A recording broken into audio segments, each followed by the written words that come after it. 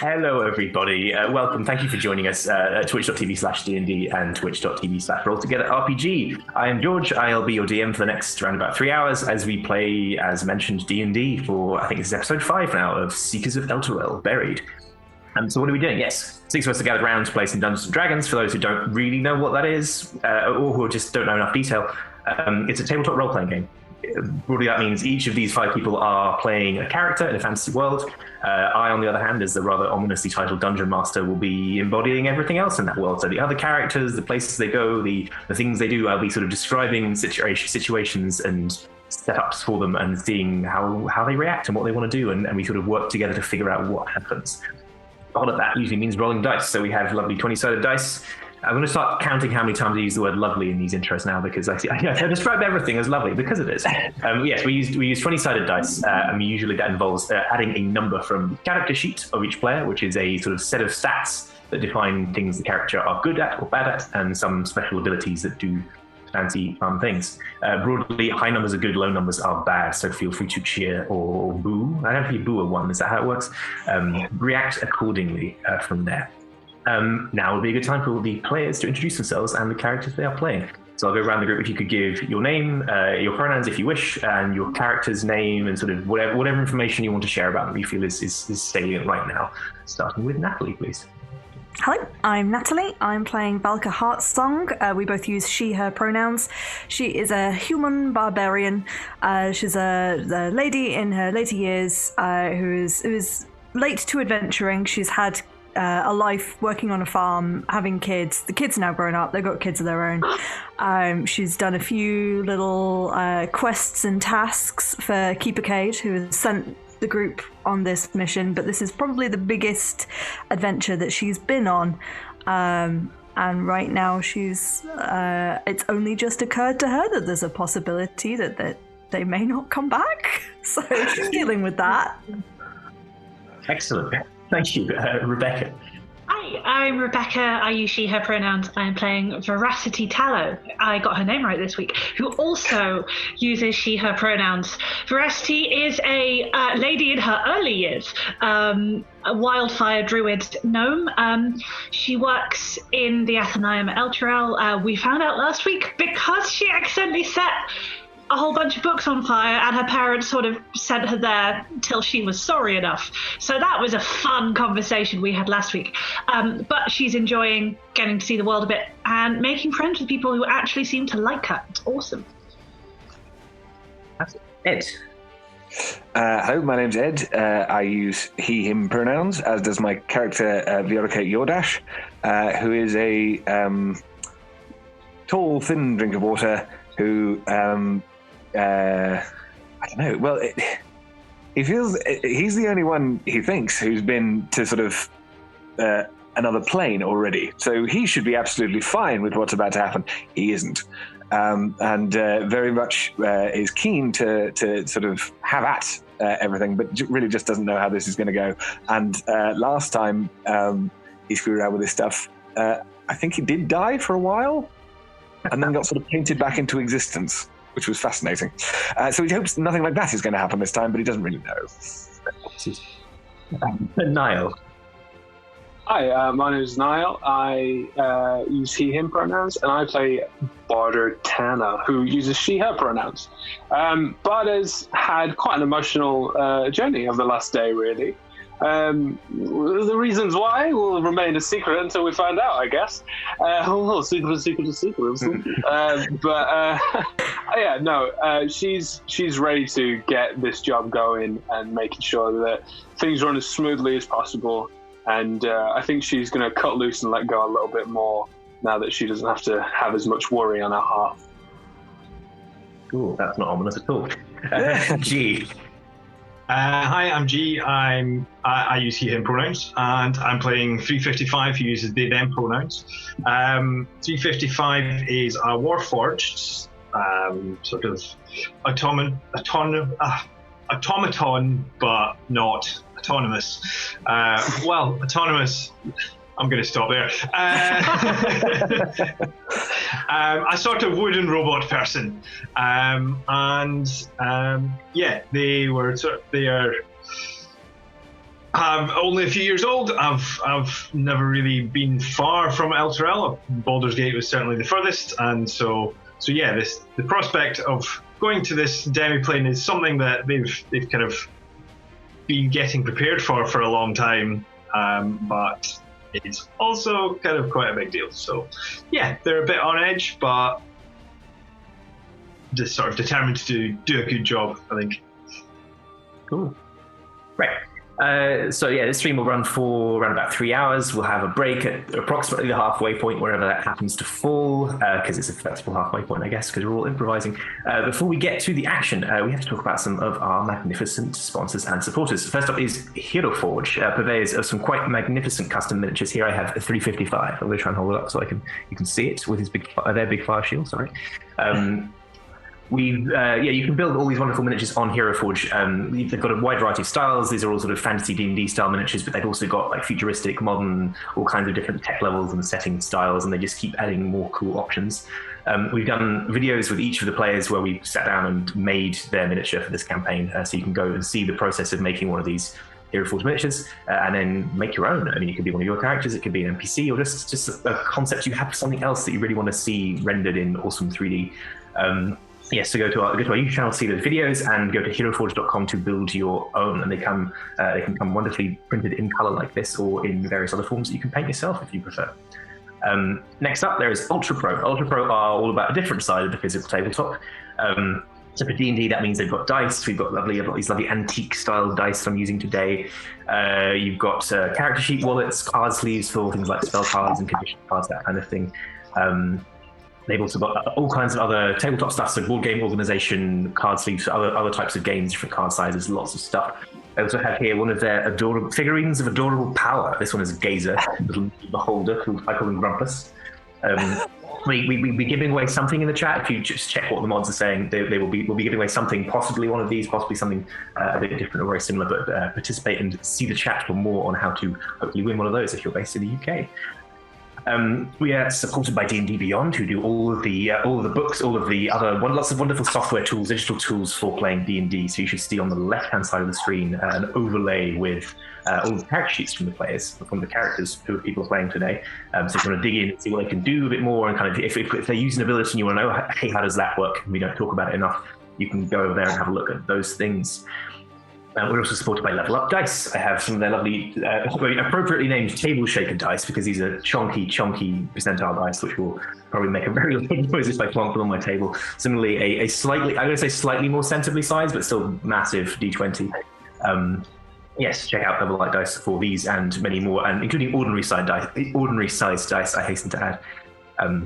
We're also very pleased to be supported by Idle Champions of the Forgotten Realms, which is a licensed D&D strategy management video game. We are giving away a chess code. You can see it on the screen probably right now, but if you can't see it, or you just want to get it somewhere else, if you type !code in the chat, you should get the chess code appear for you, have it appear for you. We're also supported by Warriors of Waterdeep, which is an official tactical team-based dungeon adventure mobile game for Dungeons & Dragons. If you enjoy Idle Champions, you'll enjoy Warriors of Waterdeep, and vice versa. We've got codes for Warriors of Waterdeep as well, so if you type !Warriors of Waterdeep into chat, you should get a link to download the app if you haven't got it already. And if you type !WoW, WOW gems, WOW gems, you could get a link to receive, funnily enough, free gems. So check that out in chat. We are on social media all over the place. So Twitter, Facebook, Instagram, lots of places, YouTube. Roll Together RPG is our handle, I think, everywhere, including here. We also have a Patreon. We're also at Roll Together RPG on Patreon, patreon.com/rolltogetherrpg. Thank you to our lovely D20 Club, our supporters. You can join them. You can join the group, support us with a small monthly consideration, get our newsletter, help support the show, and we're gradually building up to unlock more tiers, more reward tiers, more rewards, like things like a community Discord server and other fun things like that. So please do check it out and help support us. This show and the others that we do are also available as podcasts. So you just search Roll Together RPG in your favorite podcatching device. It should come up and you can subscribe. Finally, we play with a diverse group of players who play a diverse set of characters with wide-ranging sexual and gender identities. Our tables are trans-positive, and we encourage and champion trans players and characters in our games. The DM and players may portray characters that are of a different gender to their own. We aim to avoid misgendering, but acknowledge that it does sometimes happen. We have a company policy in place for correcting people on pronouns. If we do miss an instance of misgendering, we're open to being corrected, so please do let us know if you think we've missed something. You can do that in the chat or via one of the many other channels I listed before. And with that, we're finally ready to see what mysteries and adventures await this week in Seekers of Elturel Buried.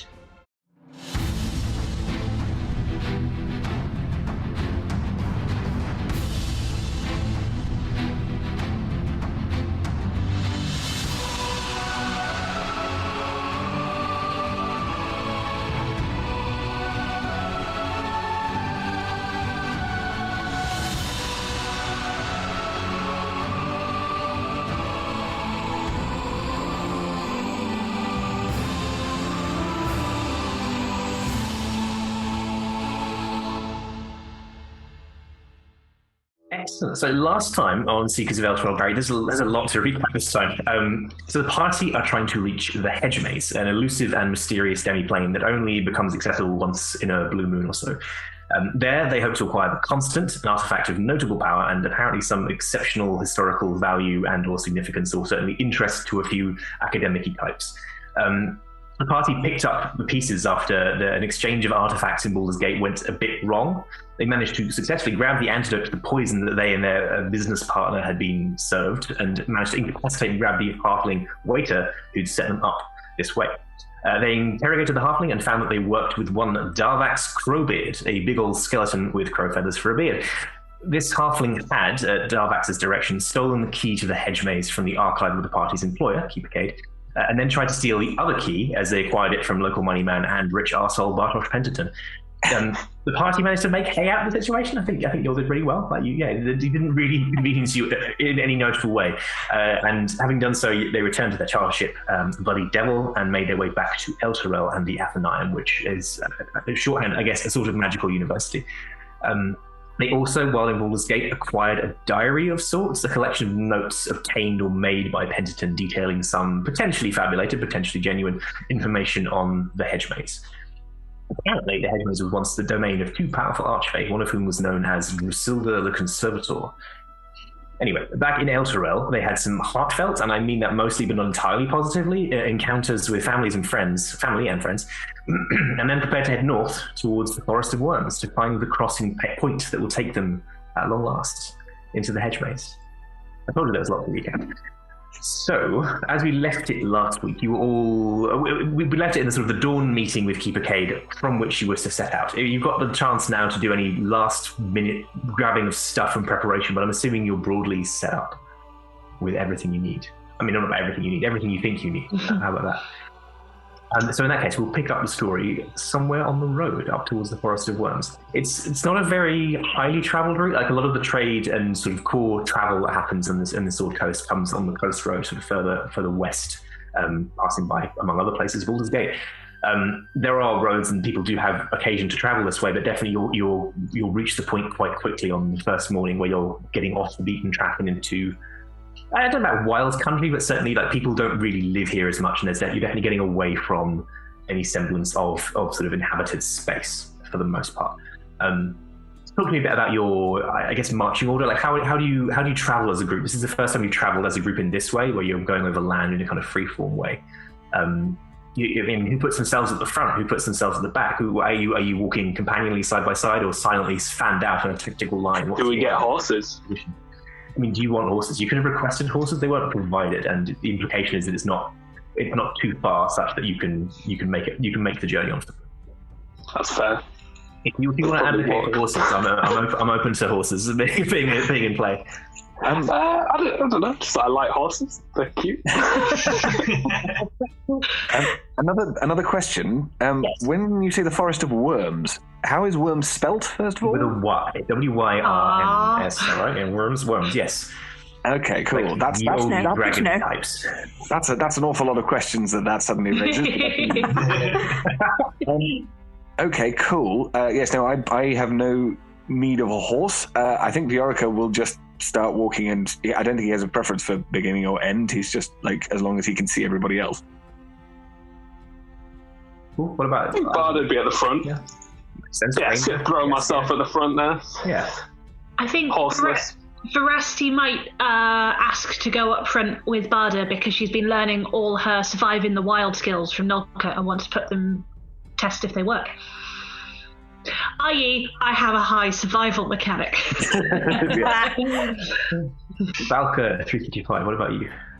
I think, like, not only is it the first time that 355 has travelled with this group in this way, it's the first time they've travelled with any group really in this way, so they'd be, I think, just trying to read everybody else, maybe not right at the front, but I guess somewhere around the middle.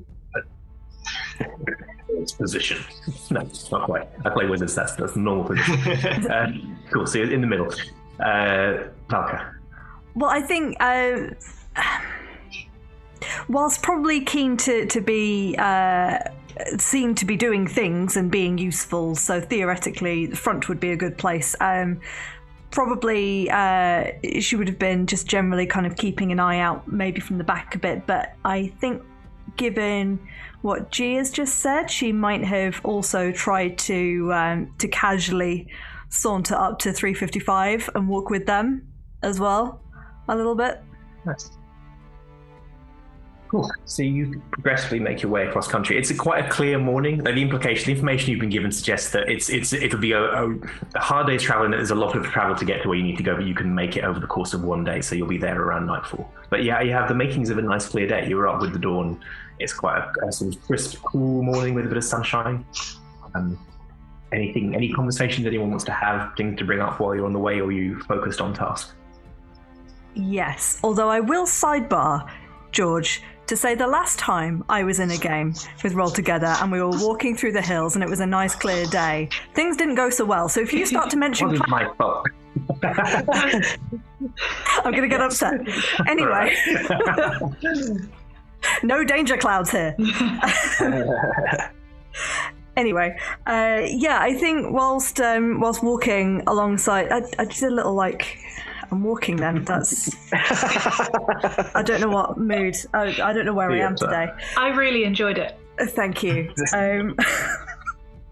Yes, so I think Valka, whilst walking alongside 355, is going to beat around the bush for a little bit and make small talk. To what extent 355 responds to that, I don't know. But eventually get to a point of asking, now, I really hope you don't consider this impolite for me to ask, but I did wonder, Keeper Cade does not generally seem like a rude person to me. No, not at all. Right, okay, well that's interesting that you say that, because for me, they've always been very nice, and they've always provided good feedback on the work that I've done for them and such. But I couldn't help but noticing over the last few encounters that we've had together in the room that occasionally, whilst they've not said anything, their attitude does not seem the most polite to you. No, they do not have a fantastic relationship with Keeper Nyla, the keeper that built me, and I see. I have inherited some of that ire, but I do not believe it is because of anything I personally have done. I try not to take it personally. Okay, I understand. As long as you're not upset about that. I do not feel the need for Keeper Cade to like me, so it doesn't upset me particularly. That must be quite refreshing. May I also ask your name, 355? And again, please tell me if I'm being rude or unkind. I don't have a lot of experience with people like you, so it's good to know these things. does your name imply that there are also 354 others? Not others like me. There were 354 different design variations before I was created. But there were not 354 other creations. But none like you? No, not quite. Just so. I believe there are others like me in the world, but not created by Keep a Cake or by Keep an Island. And obviously you're an incredibly useful person. I say person, I'm trusting that is appropriate. I like to be referred to as a person. Good. It felt right, but I suppose it's sometimes worth checking. No, that... Oh, it's... You seem very useful too. Well, that's very kind of you to say, and more reassuring than you think, than you know, actually. Thank you. You're welcome. And she'll probably just kind of keep toddling along, kind of enjoying the day, and maybe, again, continuing to make small talk about the weather, the plants, the bushes. Like, it's all quite new to 355, so they're up for kind of chatting. You probably get some questions about like animals and plants and stuff around. Well, yeah, if you ask about particular plants that she has run into that she knows about, and like stuff that's more interesting than grass, right? Because obviously grass, but then she probably would get her little notebook out and kind of show you her little scrawls and scribbles and notes that she's made with her little hobby. Yeah, I'd like 355 would be quite interested. Fantastic. You've got a whole day to pass, but through the morning, any conversations that come out immediately? We'll have more time. Yes. Veracity would like to know how Barda is seeming. Well, as a cucumber. like the sun was shining out of her ass. Genuinely having the time of her life, like great, just loving things, just if in conversation, like just like this is the start of a brand new day. Well then, because metagaming is bad, Veracity in that case will just keep up a very cheerful flow of conversation about how exciting it is to be outside. Every time she recognizes anything, she'll tell you its name very proudly, and she'll be very sad that she missed Max because she enjoys playing with him. Yeah. Well, Vlad is probably like really enjoying all the different sort of knowledge that's coming out of Veracity, and she'll probably be like, well, you could have played with Max, but I had him all to myself, sorry. Oh, and then at some point, I think Veracity will turn around and walk backwards for a little bit to address the group and go, I have a question. Yes. Has anyone ever actually done this before? Like, gone from one plane pocket to another one? Oh, you have? That's okay then. Well, I must say, it's not really... I don't think it's going to be any easier the second time round, and I don't have a great deal of knowledge of how I did it the first time, but I'm assuming that who we're going to meet is going to be able to get us there. I don't think it's going to be the crossing over, it's just what's going to be on the other side and whether they're pleased to see us. Well, it was fine, right? It will be fine. Like, if you two have done it and you're both here and happy, then it must be easy and fine. That's really reassuring. Okay, good. Glad you're thinking that way. How does Barda look on that? I think she doesn't want to stress anyone out any more than they need to do. So she's just gonna like listen to the conversation. Feel like Veronica like took that pretty well. And just gonna be like, nobody is upset. I think we're all gonna be fine. We're all good. So you're making sure not to stress out the other characters, but the rest of the players are all going, now hang on, what? I'm wondering whether Veracity will push it or not. She's walking next to you.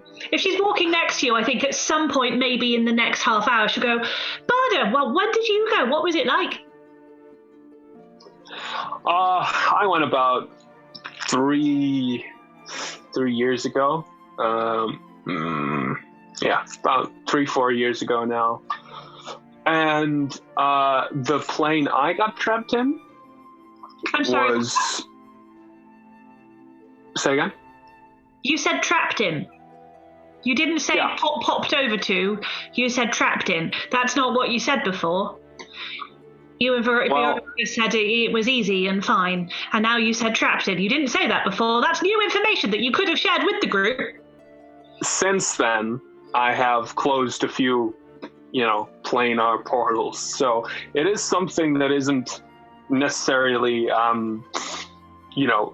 without risk. However, the risk does come on a bit of a, what's the word? It differs from time to time. Sometimes, my first experience wasn't the best, is what I'm trying to say to you, Veracity. The plane I was trapped in was a horrible, horrible place of despair, darkness, and death. But I'm here now, and I've closed, certain things like, have you heard of Gith Yankee? No? Oh. That's because I stopped them. Have you heard of elementals? Yeah, Nalka told me about fire ones because she thought that might be something to do with me, but yeah. Yeah, well, I kicked an earth one back to its plane, so this is what I'm trying to say to you, is that you can do these things. I'm confident that between, us as a team, we're going to get to the Hedgemaze, we're going to grab the constant, nobody's going to get trapped. Honestly, the first time it happened to me, I was literally walking and I was sucked through a portal. There's not much you can do about that. When you say trapped, you mean for an afternoon, right? No. A couple of days? No.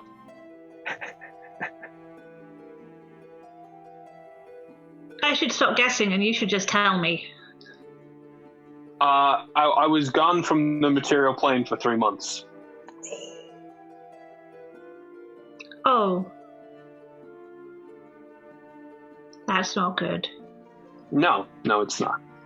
But you said it's not going to happen to us. I think I'm not going to promise that, something bad won't happen, but I will say that you guys are the best team I've had at my back up to date. You're an adventurer now, Veracity. You'll survive anything. Yeah. I regret starting this conversation. Look over there. It's a weeping willow. How interesting. Well, Veracity, you got to remember that there's worse things than being trapped somewhere, for a bit. There's worse things than being trapped on a plane of death and despair. Yeah. Well, if you think about it, that's the worst it could get, and we're not going there. We could be anything worse. You don't know. Look, what I'm trying to say to you is you've got to make the best of what you've got at every moment. You can't just... some people spend their entire lives thinking this is the worst plane of existence. This material world full of all these wonderful people and wonderful things. You just got to make do with what you've got. I did, and I managed to find a way out. Okay. If we do get stuck, you won't leave me there, will you? No. Okay. No. Okay. It's going to be fine. Exactly. It's going to happen anyway, but I think it's fitting that it happens during the conversation. Is that the weather's just getting a lot drabber. Like it's grey. Yes, there are clouds, but they're non-foreshadowing clouds. Yeah, it's nothing even anything so portentous as a storm. It's just the sun goes away, the sort of colour starts bleaching out of the sky a little bit. Just it is pathetic fallacy. Weather. Yeah, just a little bit. Yeah, it starts to get a bit miserable as you keep crossing over. Could Barda and Veracity make me a survival check? We'll just take the highest result, I think, for the purposes of guiding. 22. It's only a 13. That's doing good work. Yeah, you're making good time. Like you've been given an indication of the route of where you want to go, and a part of that, there's a few points where you cross over roads. Like I say, there are parts of this part of the country that are travelled, and there are parts where you get towards villages and other places. You're mostly kind of just hewing past those because you're trying to take a quicker, more direct route. Even if it's a bit wild, and you make good time. Like you get to what I'm about to describe, a few hours, probably 3-4 hours before sundown. So it's in that kind of late afternoon, I guess mid-afternoon kind of vibe. The sun, as I say, is kind of gone for the time being. It's grey, it's a bit miserable, but it's not wet. It's not too cold. You're kind of keeping moving. The countryside definitely changes around that point. There's a point where you sort of it's not quite as defined as a single border, but there's definitely you start picking up first that smell of like damp undergrowth or like damp moss, that kind of sort of that sort of the woods in rain kind of smell, even though it's not currently raining. As you progress further in this direction, there's this sort of increasing amount of dead or dying plant matter. Like you essentially sort of feel like that you're walking through a very, very, very distributed compost heap. There's lots of sort of carpeted moss. There's lots of kind of abandoned sort of stacks of decaying vegetal matter. They're still living trees. Like you're coming into the edge of the woods. It is a living place, but there's this element of like there's a slightly weird amount of this decay here. It's also getting warmer. Like as I say, it's not raining, but it has that kind of hot sluggishness to the air as you reach the edge of the Forest of Wyrms. So as you move into the forest, you'll probably start. I guess there's a natural caution that comes into a sudden change of environment like that. I think in terms of like a change of light, change of scenery, change of everything. And you're all, I think, smell of decay. Yeah, I mean that quite apart from the obvious and quite startling smell of decay, there is that. Are you taking any particular action at this point, or are you trying to continue on? You still got a sense of where you're going. In fact, with that 22 on the survival roll, you have a very good line on where you're going, so you're perfectly fine to just keep moving in that direction. I'd like to make a check on whether or not this is natural decay or whether or not it seems to be like from the Hedgemaze. Yeah. I don't know. Are you proficient in nature? No. Okay, just no, sorry, go straight wisdom check in that case. That's what I was asking. Oh, wisdom check. Yeah. So nature using wisdom, but if you're not proficient, it's just a wisdom check. It is 13 plus 4, 17. 17. Right. There's no sense of this being. It is not normal. I think that's fair. Like it is, but it is not. It is also natural as far as you can tell. You get the sense that there's just too much of it. Like nothing seems to have influenced this as far as you can tell without examining it magically. But it is an abnormal amount, particularly for the season, and just the way it's scattered around is a bit odd. I have a question. Torsten, had he gone up already ahead of us? Yes, they'd set off the day before you with a cart and some hauliers. Okay. So I think you were expecting to meet them either at the site or very close to it, but they will be travelling more slowly than you were. Yeah, okay. I might suggest that we try and be quiet, be a bit sneaky, just in case. I don't like this, is essentially what I'm saying. I don't like it. No, yeah. Valka would definitely be just proceeding with a little more caution. Yeah. And more watchfulness. Can I stealth? Yeah, you can. I was on that. What were you going to say, G? I could fly above and invisibly and see if we and have a look, see what waits us ahead. You can fly? And yeah, I use my genie hover thing not hover. It's a fly speed. And yeah, just like all the little bits in my body kind of open up and jets of air like. What's the lay of the land? Is it like a thick forest, or is there clearings? It's there are clearings. It's very uneven. It's quite thick but not excessively so. Particularly this far out on the edge, you can get the sense that it gets thicker as you go in. But you've got decent sight lines from here at least.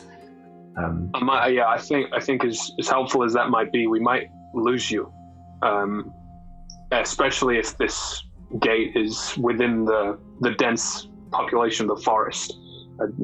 But that's definitely going to come in useful at some point. Thank you. Very well. I mean, when I said before that you were a useful person, you continue to surprise. Absolutely. But maybe you should actually have a little look around now, before we move on. Maybe have a look. Maybe have a bit of reconnaissance now. Perhaps you should wait here for a moment. I will return shortly. And I will stealth off. I'll be trying to keep kind of low to the top of the trees, so not sticking out too much, but obviously I want to get a decent view. And the stealth roll is 26. Hey! Wow. Cool. And then you're just trying. What are you trying to work at? You're just trying to see if you can spot any points of interest. Are you trying to do? I'm trying to kind of look ahead and see towards where we're going if I can see any sign of Torsten or anything else unusual. Yeah. Anything else that stands out?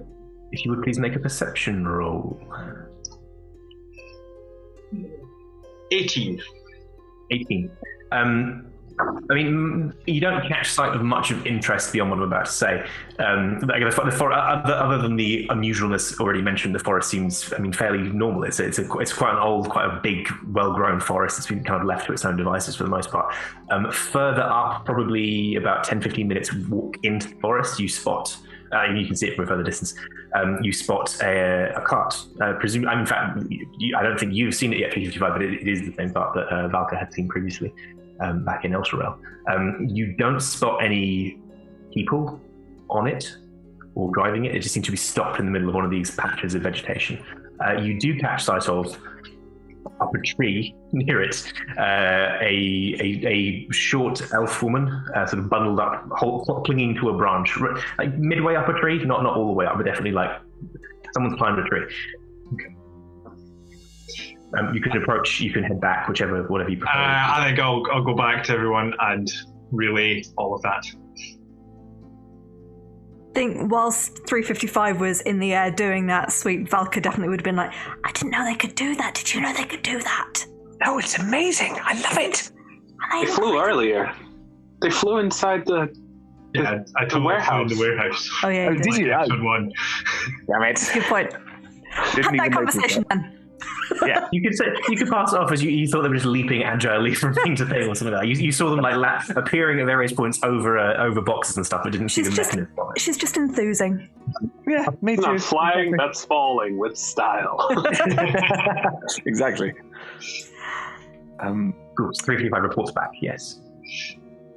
So there's a caravan. Do you say? What was the? Well, a cart. I suppose. It's likely to be Torsten's, but I can't confirm that myself. I didn't see More it. than that, there's a damsel in distress. Surely we should do something. Someone that is up a tree and looks to be distressed in some way.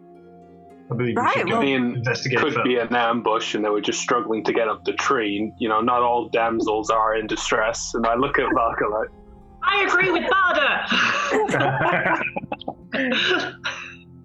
I think we should. Well, my point stands though. Is that was this person? Did she look in trouble, or did she look like she was clinging onto the tree with purpose? I don't know. What was my judgment? What's your passive insight? 13. I don't think you can't be absolutely certain they weren't lying in wait, but you get the sense they've been up there for a while. With the 13, they didn't look. I mean, just from the perception result, they didn't look kitted out for battle. So it would be a bit of a rubbish ambush if that were the case. But they don't necessarily seem in distress. They just seem to have been trying not to fall out of the tree is their main objective. If you want, I could wander up and say hello, and if it is an ambush, it's just me and I'm quite little, and then you can all come charging in and sort it out. And if it's not an ambush, then we'll work it out very quickly because they won't think I'm threatening and so won't lie to me. What do you think? I think that's quite risky. If you were to approach the bottom of the tree, I could also fly next to them and... Yes, because you're invisible. Well, not currently, but I could. Oh, yeah. We've got an invisible flying person. This is amazing. I am up for that plan in theory. I do not do well hiding in bushes, I have to say. So to ambush I can help with that. Okay. And because Valkyrie, it won't be risky because they won't know about the fire. That is true. You do have to promise not to set the tree on fire if they turn out to be all right, though. She says that with a proper, wink and a smile tease. If they turn out to be all right, I promise not to set the tree on fire with them in it. I don't have to. I just thought it might be a good way to cover all our bases. I think it's a great idea. Okay. You're very brave. Well done. Then shall we go? Yes. Barda's going to put her hand on Valka. Well, how far is this person? About 10-15 minutes up the road, up the way, on the road. Okay, yeah. Valka's going to put her hand on this. Barda's going to put her hand on Valka. Again, they're the same person, essentially. When you start getting confused, that's quite bad. Barda's going to put her hand on Valka, and her tattoo is going to shimmer, and Valka is going to disappear as she turns invisible. Wow.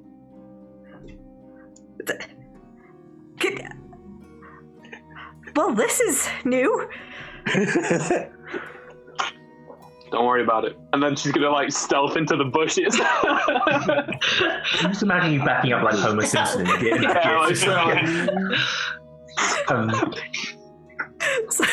No one can see it, but Valka's gonna walk down the road You're here. I don't know where you are, but you're here. And 355 is kind of, again, just above the tree line and making sure to keep an eye on, well, not Valka, but... Cool. So sorry, just to recap, who is stealth? So Veracity is not worried about stealthing because she wishes to be seen. Barda, Viorica, 355 all stealthing?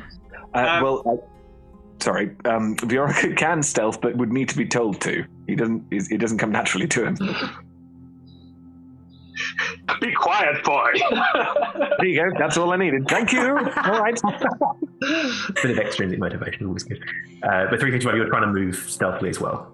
I mean, kind of, yes, but at the same time, I'm sort of with Veracity, so not too much.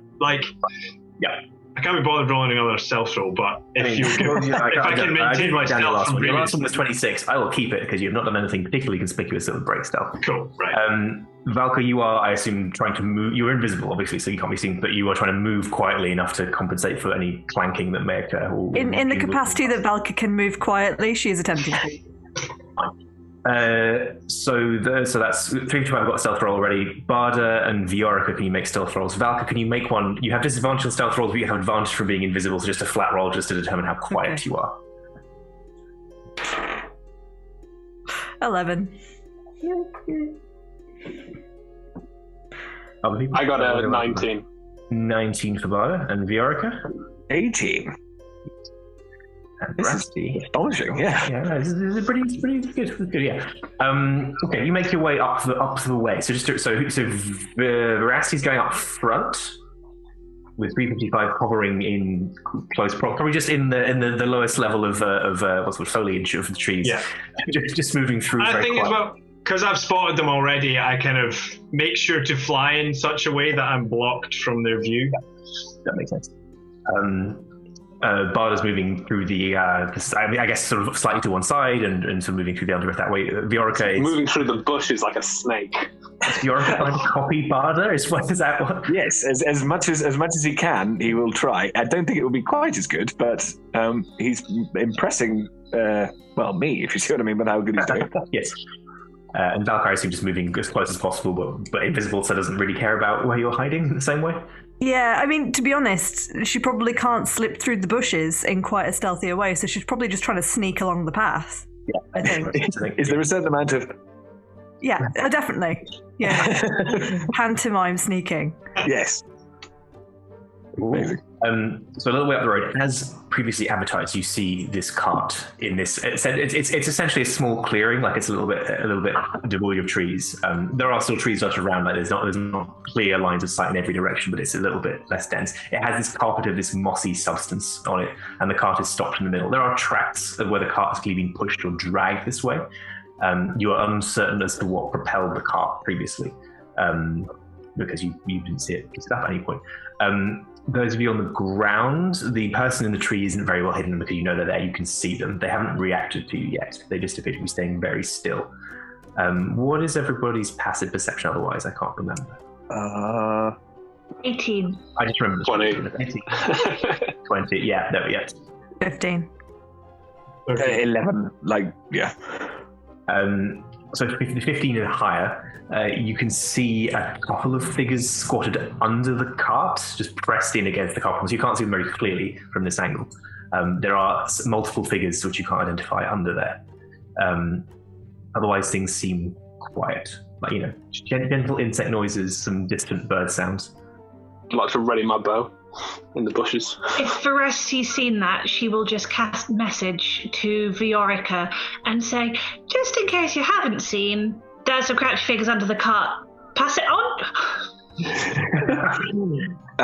Oh no, who... I can't imagine who Viorica thinks he's going to send this to. I guess he'll just... Can I send it to everyone? It's a cantrip, right? So yeah, technically you might struggle with Valka if it's a sight only, but I think it's it's just within range, doesn't need to be. Yeah, I think you're passive. Yeah. For the sake of simplicity, yes, you can convey the information to Valka just fine.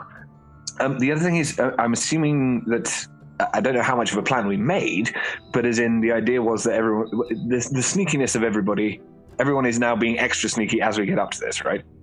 Yeah, the same stock rolls, but yes. Yes, exactly. Okay, cool. Yep. So in which case, there will just be a sort of slightly panicky message. There are people underneath the cart. There are people underneath the cart. I don't know what to do with this information. We can message back, can't we? Yeah, you can reply. Okay. Valka's saying, we'll sneak over to cart. Shh. It's okay. We got this. Message I don't think actually has... It's as many words as you can say in 6 seconds. It's sending that has the word limit. Oh, okay. Oh, I think it's okay, we got this, don't worry. Take your time to take up German and compound all your nouns. Cool. And Verasti, are you moving up as well, or are you staying on the edge of it? Yes, Verasti's going to move up and possibly even skip a little. No one suspects the skipping child in the forest. I don't know who is. Hi, what big nose you have? Possibly Veracity. Yeah, it could be. Yeah. I think only Barda hears this with a passive perception of 20. The person in the tree mutters to themselves as quietly as they can because they're trying to be quiet. Essentially, oh fucking hell! It's time to roll initiative as from beneath this mossy carpet bursts a creature that just, for a brief moment, appears to just be moss. They just appear to be part of the same thing, but it is a viney, leafy, twisted mass, or some would say a mound of this sort of mossy, decaying substance bursts from the undergrowth, a little way beyond the cart, responding to your presence. So if everybody should roll shambling even. Yeah, it could be set a shamble. It could be set a shamble. It could be a mound. But hang on. Also, was this Was this creature one of the ones that we saw underneath the cart? No, this was beneath the undergrowth itself, beneath the sort of moss carpet itself. This is a distinct creature. The ones below have not done anything that you've seen so far. Okay. Lovely initiative. D&D. Rolled a bit better on my initiative today. Mine was friggin' awful. Yep. I love that level 7 barbarian. You have feral instinct, advantage on initiative rolls. Great, still rolled a 6. Oh, Yeah, that's exactly. With initiative or with advantage? With advantage. Wow. Yeah. It's almost George levels of rolling, man. Feral instincts. Pretty much. Honed. Let us roll initiative for these. And is anyone You're invisible. You don't know what's happening. I'm trying to figure out where my feet are. Where's my axe gone? Somewhere. Has anyone rolled higher than a 20? 22. 22 for 355. 22, 355 is definitely some kind of betting odds. Anyone got 15 or higher? 19. 19 for veracity. 10 or higher? Yes. 5, oh, yes. 14. Yes. 14 for Bard. 5 or higher? Oh, yep. 6. Was it 6 you said? Both 6? 6. Yep, 2 which of you sixes. would like to go? I mean, it might just be alphabetical, depending on which of you would like to go first? Definitely, I'll go second. Oh, sure. That makes it. I want to go last. Button. Okay, so wow, there's some astonishing. As bad as some of those rolls were, one of the monster rolls was significantly worse. 355 is up first on initiative count 22. Okay. Here. Because I, and therefore 355, have not learned better yet, my first action is going to be creating my pact weapon. It's one. You're clearly readying up for battle. I'm completely fine. I'm gonna stick with the role playing of it though. I create my pact weapon, which, since we have leveled up and I have an improved pact weapon, is mechanically what's it called? Heavy crossbow, which actually manifests as like some of my fingers like sort of meld together, much like in the artwork that I drew, and it's like a sort of an energy gun. sort of laser gun, finger gun. Metal. So yeah, I have that. And So, just for flavor here, is so when you shoot it, is the noise like a pew kind of thing? But Yeah, please why tell not? me it's actually you making a pew noise, not anything, not anything physical. And yeah, that's kind of all the action I have. You're hovering sort of off still in the. You're still unseen. Like your stealth rolls apply. Yeah, I'm kind of. Funnily enough, its passive is not 22 or whatever, 26, whatever yours was. So you're hidden still. I guess you're just sort of hovering off to one side with a clear view of this area. Yes. How does the person in the tree, the elf in the tree, seem to be reacting to this? Stress. You can't quite work out on whose behalf, but you assume yours. Right. That you sort of, from their perspective, that veracity has blundered into this. Obviously, that's not true, but that is what they see. Right. Okay. They're not quite at the level of shouting a warning because they don't want to get attacked, because that's why they're hiding in the tree.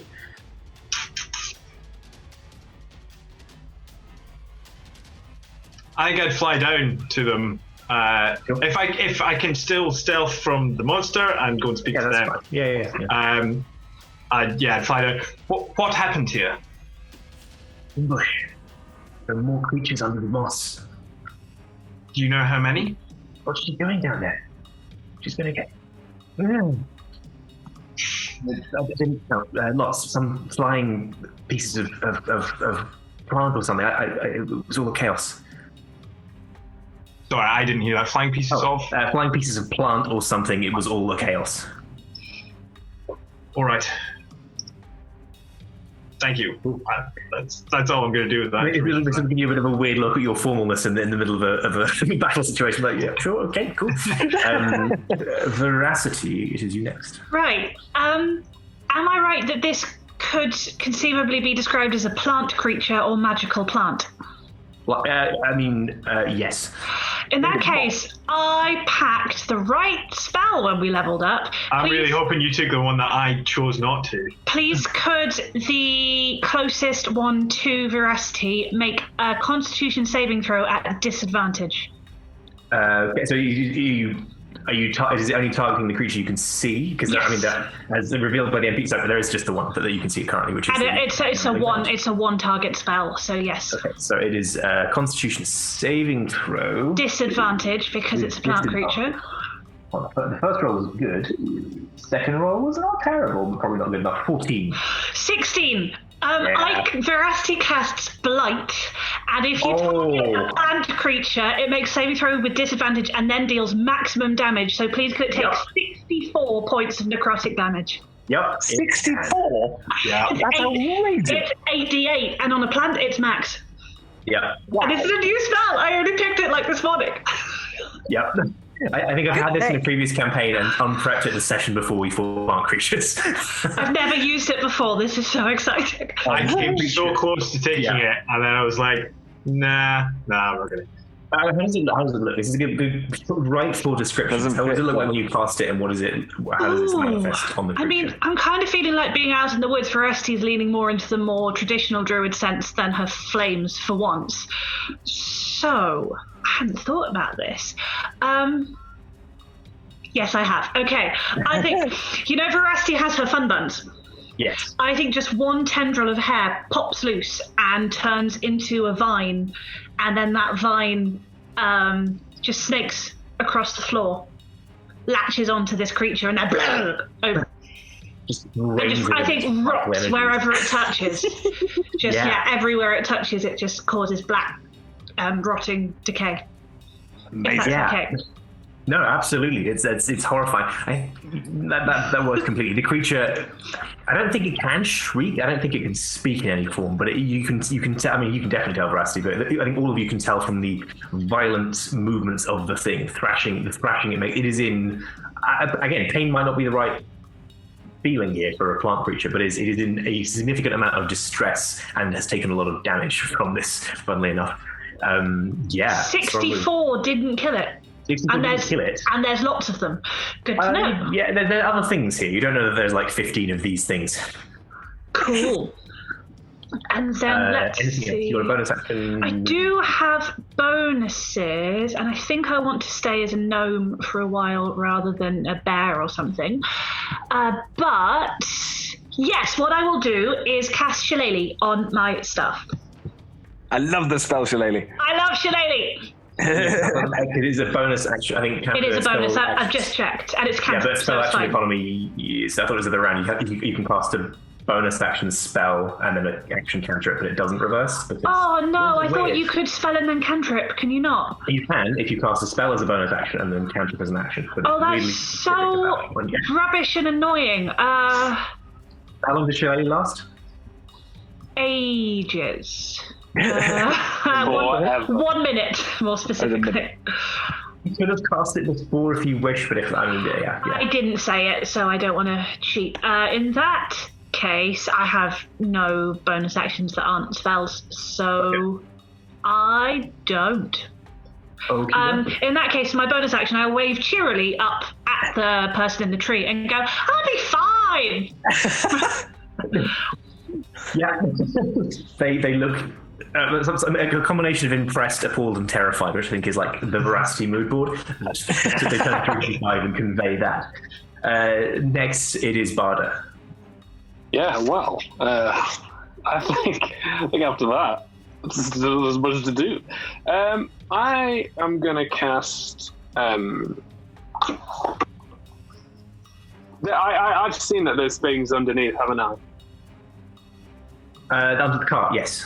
Yeah, I think Veracity's fine, very clearly. So I'm just gonna loose some arrows into into two different targets underneath the They'll old. definitely have cover from you, because you go from this angle, you can't see them clearly. Like they're shielded by the cart, but you can do that. It'll just increase their AC. Okay. Are the things under the cart? I thought the things under the cart were part of the Elf Up the Trees party. I was like, are we about to hit people? No, she said to Okay. Veracity there were more of them under the cart. It's 355. There's more of them under the undergrowth. Undergrowth. Yeah.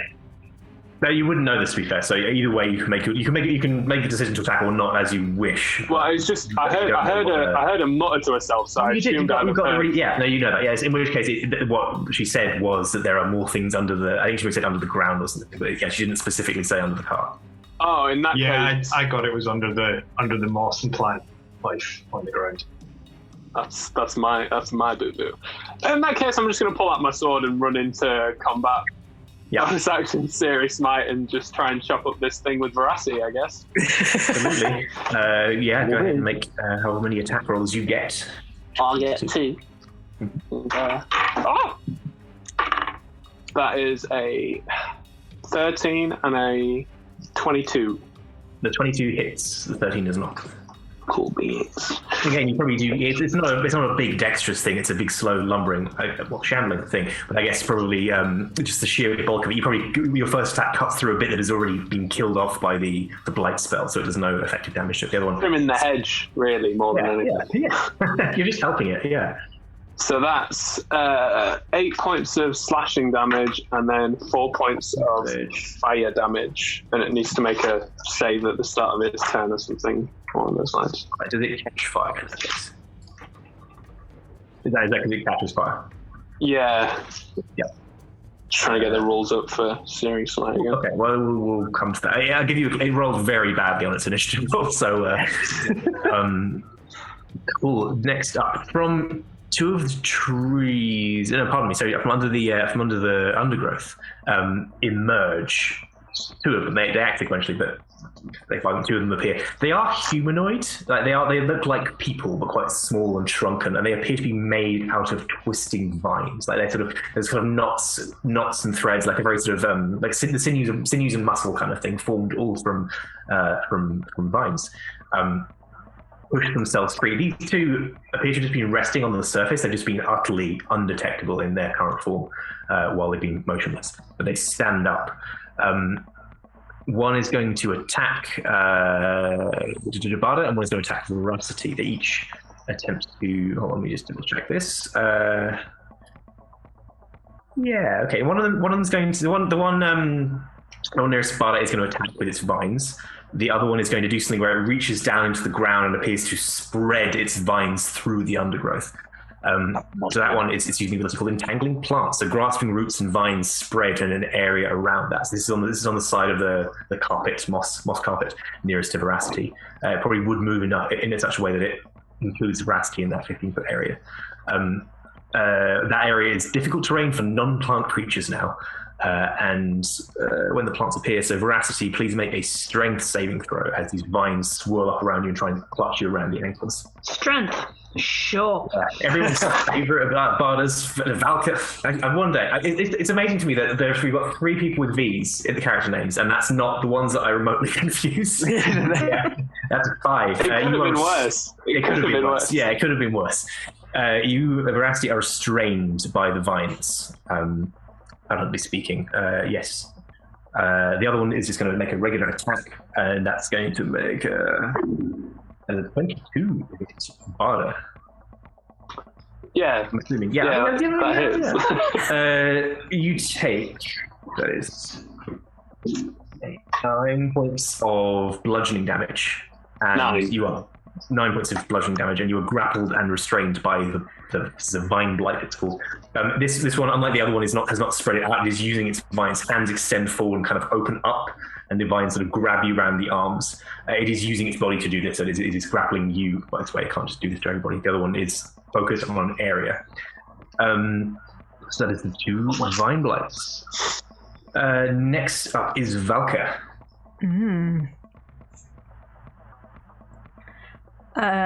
Okay, well, immediately rage. And probably is going to storm over to Veracity and try and chop down whatever's holding her down. Yeah, that works. She will stay very still.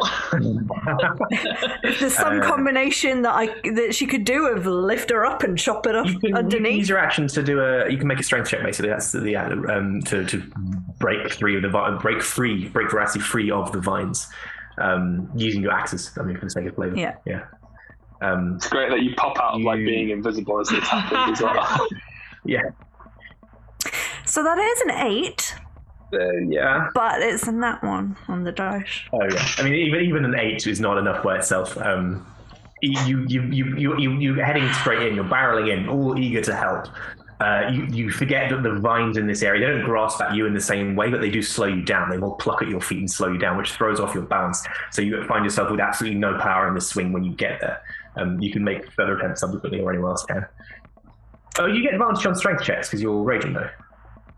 Is that a thing? Yes. I'm not. Yes. Let's just go. Yeah. Yes, it is. Yeah. I have not played a barbarian long. George, I like that you're a DM, that when someone rolls a nat 1 on an attack, they don't hit their closest ally. Thank you very much. To be fair, it's a little attack, yeah, but that does happen. Yeah, it's very highly situational, but yeah. I mean, that's a little better. That's a 16. It's not as high as it could more go, than enough. but... Yeah, no, 16 is more than enough. So you correct. You just get angrier about it. You realize your balance is off, and you still yeah. You tear Veracity free of these vines, and she's no longer restrained by this area. This area is still difficult terrain for non-plant creatures, but it's not. It is no longer doing this grabby thing. Point of clarity. Difficult terrain, does that just mean my movement speed is reduced, or do I... Yeah, it costs you twice as much to move through this particular area. It's only a 15-foot race, so it is a reasonable distance, actually. So it's most of this side of the mossy carpet. You could go around it, but it'll cost probably just as much movement at this point. Mm-hmm. It is an annoyance. That's your turn. Yorica. Right, so having just seen... I think having been sort of very freaked out by the appearance of this moss creature, oh my god! He has seen his first worry was for Veracity having been all tied up, but if Valka has gone and freed her, the problem is he's intelligent. I suppose he would get this. So he is the one person who isn't sort of involved now, right? 55 is hovering above. I think all the other 3 are in some way on this moss carpet. Yeah, cool. Okay. Just trying to think. And you said that there were 2 other ones that had revealed themselves. Yes, they're 2 people. They're nearish to the car, but they're sort of on this side of you, so they're between you and the car, essentially, in this area. One's actually one's next to Barda and the shambling man, or near enough, reaching forward with its vines and still has her grappled and restrained. Yeah. The other one is within 15 feet of Veracity, but not right up close. I think he's going to go and he's going to go and I have 2 weapon fighting, so I can 2 attack. The sword cane is going to be split and going for twice. No, that's what I mean. Okay, yes. So just 2 attacks, I think, on the first one that appeared. If you see what I mean, the one that got. Sure, yeah, the one that's closest. Yeah, you mean the shambling mound. Yes, sorry. To get there would be. I think you'd have to dash to get there because you're within 1 movement distance normally, but the addition of these vines makes it slower on foot. You can use ranged attacks on it, or you can attack one of the blights, the vine blights, who are closer. That's what I mean. If I'm not going to be able to get to the thing, then I would think I would just attack I can't think which one to go with, but yes. So the one nearer to Veracity of the vine blights. Yeah, that's fine. Yeah. I will go for. So that's 2 attacks. Mm-hmm. First one, 13, which I think doesn't hit. 13 does hit. No, this one it does. This one does. Shambling Mound is tougher. This is the first time you've hit one of these, and they are significantly squishier. Sweet. Oh, in that case, he would definitely have gone for the smaller one. Then that makes a lot of sense. Okay, so that's the first one that's got hit, and that is poop. That is 3 points of damage. Damage taken. That is damage type doesn't matter. It's fine. And then you're using your bonus action to attack with your offhand. Yes. So I don't get the plus on the. I don't get the plus on the thing. It's just the base roll, isn't it? Yeah. Wow, that's 23. That definitely hits. And Definitely hits, yeah. this time, wow, no, that's so in total 4 damage. I think he goes up and slightly does the. Was that mean that was 1 more damage on the second attack? Yeah. Or was that okay? Yeah. Yes. In total, it basically he's being massively ineffectual. I think he's trying to. Do you know that thing when he's used to fighting people in a sort of. He's sort of doing the equivalent of the Queensbury rules things. Yeah. Come on, then, put up your dukes. Combat. Yeah, exactly. And then realizes, oh no, I can just hit it. Okay, fine. So just not doing much at the moment. If you come up with it in that kind of way with some kind of good sense of proper posture and stance and stuff, it will give you an unknowing look. It's just utterly confused by the manner in which you're approaching it. Exactly. Cool. And you strike out lustily, and you're there. Cool. Next, it is at long last the Shambling Man, which rolled a whopping 1 on its initiative roll. It is next to Barda. That makes its target's decision. Is it easier? You're restrained. It's probably actually going to go full. No, you're restrained. It gets advantage on its attacks. Fair enough. So it's going to hit with its slam attack with advantage because it's restrained. I mean, that's definitely going to hit. Yes, it's a 24. Do some amount of damage. That makes 7. That makes 11 points of bludgeoning damage. And then we are all within 30 feet of each other at this point, though. Yeah.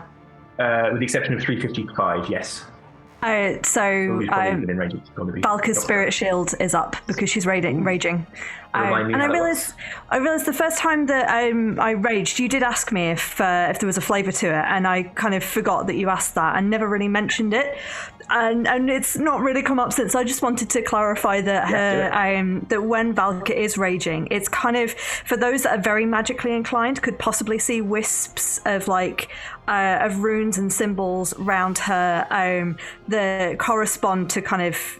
It looks similar to runes and symbols on the ring that she wears, but when someone nearby is damaged while this is going on, it's almost like the wisp reaches out and whizzes around the other person instead to deflect some of the damage by 2d6.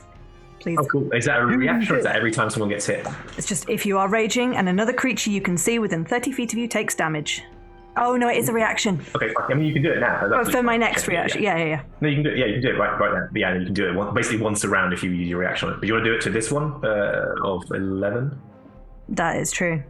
That wasn't a loaded question. That was No, but this is the stronger one, right? Of the things that are attacking. Then yes. Yeah, cool. Yeah. So roll your 2d6 and reduce the damage accordingly.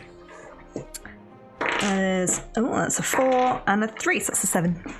So it takes down 4 points of bludgeoning damage. Its second slam. That is that should hit. Yeah, that's a total of 20 to hit, which I'd assume breaks your AC, Barda. Yeah, my AC is 18. Okay, fine. Yeah, no, it's not impossible for you to have 20 at this level, but yeah, it's yeah. So that is the same damage roll, which is I just threw the dice on the floor. That makes 7. That makes maths in head 15 points of bludgeoning damage. That's what I like to see. So this is it's got a big sort of bush, it sort of rustles as it moves. That kind of these big sort of proboscis, I guess, sort of appendages that are not really limbs. They're just not vines. They're nothing that formed. They're sort of a collection of accreted plant matter slamming down on you. Because both of these attacks hit, it gets to use its engulf ability, which means because you're already grappled by the vine blight, because these things know how these work. I think the vine blight is going to release you. It is going to the Shambling Man is going to grab you and stuff you into it. Did the Shambling Man make a Constitution save, by the way? Oh, it didn't. It should do that. Yeah, good point. I just want to know whether I'm going into a Shambling Mound or if I'm going into a Shambling Mound on fire. So I'm assuming it's not on fire. Both sound like great festivals. What did he roll? Yeah, 23. Yeah, the Shambling Mound Firefest. I guess. Yes. Here we go. Yeah. So it's not on fire. Does it take any extra damage? Half or just none? If it's no. It's just an extra d6 of fire damage if it was on fire. Pretty snap. So it's the divine bolt releases it and it stuffs you inside itself, the shambling mound. You are grappled by it, restrained. So far, so same. But you're also blinded and unable to breathe. If you could make a Constitution saving throw to see if you manage to take a good lungful of air before you get inside. That's a 20, not that.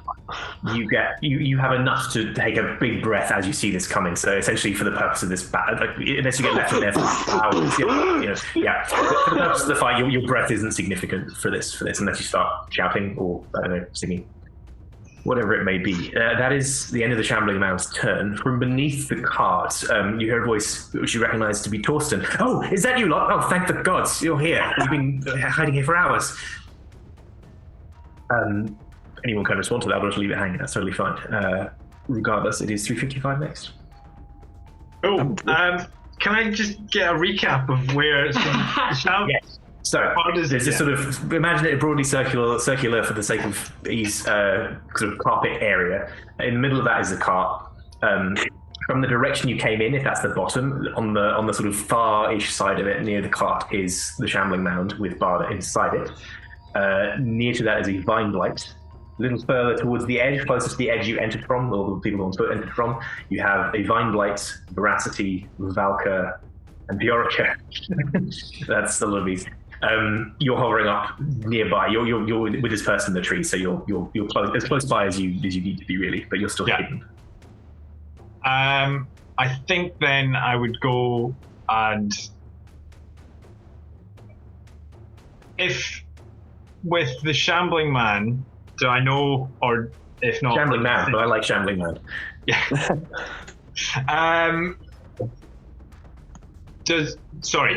Do I think it's gonna, like, I can attack it safely without hurting Barda inside? Yeah, it's big. It's big enough that I mean, you're very unlikely. You're not going. Yeah, but mechanically, no. You feel like you've got a good chance of just aiming at a different part of it. Yeah, cool. In that case, I will attack it twice with my finger guns. So first attack is no, not great. 14. 14 just misses. Just misses. And then second probably passes through an already decayed piece of it. So the second is a 17. It is past bloodied. 17 does hit, but that's cool. enough. So it's that. So that's 11 plus. I am also going to Eldritch Smite it. Oh, neat. Which just remind me, it's 8 plus 1 for spell slot. Yeah, okay. So,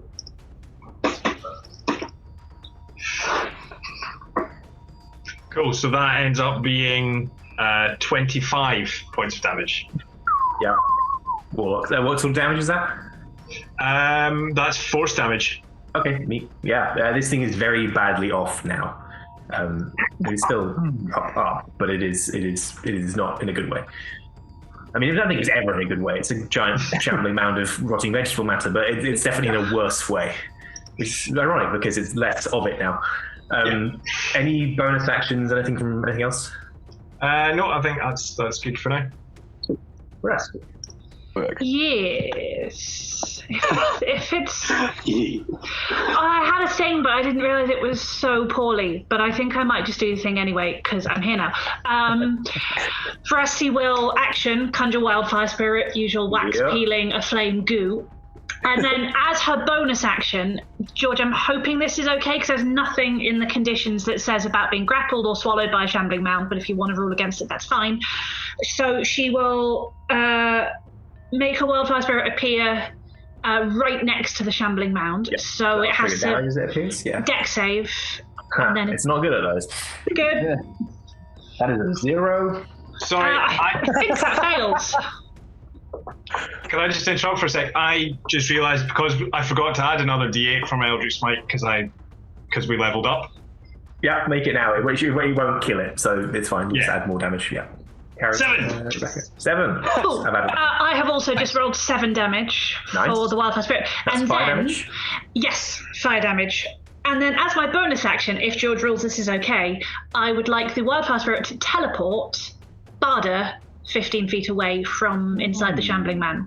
There's nothing in the condition about grappling or anything. Barda just has to be willing. I wouldn't worry about the grappling part. I'm thinking about whether it needs to see it, but I'm liking it because it's cool. Let me just quickly glance at it. It just says spirit and each willing creature of your choice within 5 feet. There's no other conditions to it. That sounds fine. That's awesome.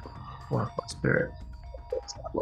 Yeah, I'm going to go with it. Yeah, I like it. So just means that it teleports up to 15 feet to an occupied space you can see, and then the Shambling Mound will have to take another deck saving throw or take more damage. Got it. It's a better save. It's a 14. Still fails. And so that's 1d6 against my proficiency. What is my proficiency bonus? 3 at this level? It should be. It is 3. It says it. I love D&D Beyond. Okay. You almost never need to look at that number. So it's there in massive things at the top, but I just blank it out most of the time. So despite just being 1d6 instead of 2, that is 8 points of damage. An additional 8 points of fire damage. Go on. Sorry, I will yomp Barda out to a safe-looking point, 15 feet away, like away from Blind Lights. Yeah, no, I want to stay in here. Suffocate. I live here now. You can put them both off the edge of the difficult terrain if you want. I mean, wherever it makes sense. You'll be able to move to any of the creatures from there. So it's good. And then, movement-wise, I'm in difficult terrain. Am I scarily close to the Shambling Mound and have just set it on fire? The Shambling Mound hasn't moved a lot, but you don't get the sense that it could move very fast. It is not impeded by the terrain, but you don't think it could get to you without dashing. So you find that you've got at least one line by, probably both in movement range, but not the Shambling Mound. Okay, I'll stay put. Right. Next up, it is Barda.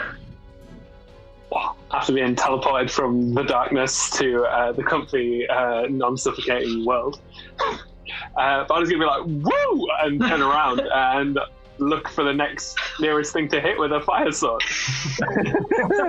I think Veracity's probably picked a good position to put you to, so you're probably equidistant from any of them, so if you want to move to the Shambling Mound or either of the Vine Blights, you can do so, and just pick your target. One Vine Blight's been slightly injured. She's kind of keen on killing the Shambling Mound after the suffocation. That is fair. That is fair. You can move back up to fight it from the outside, which is an objectively better place to fight it from. It's lighter out here. Yeah. Okie dokie. Blue. That's a 17 and a 16. 16 both break the arm class, yes. That's smashing, that is. Right. Okay, so that is 8 plus 6 is 14? Yeah, 14. Of slashing damage, and then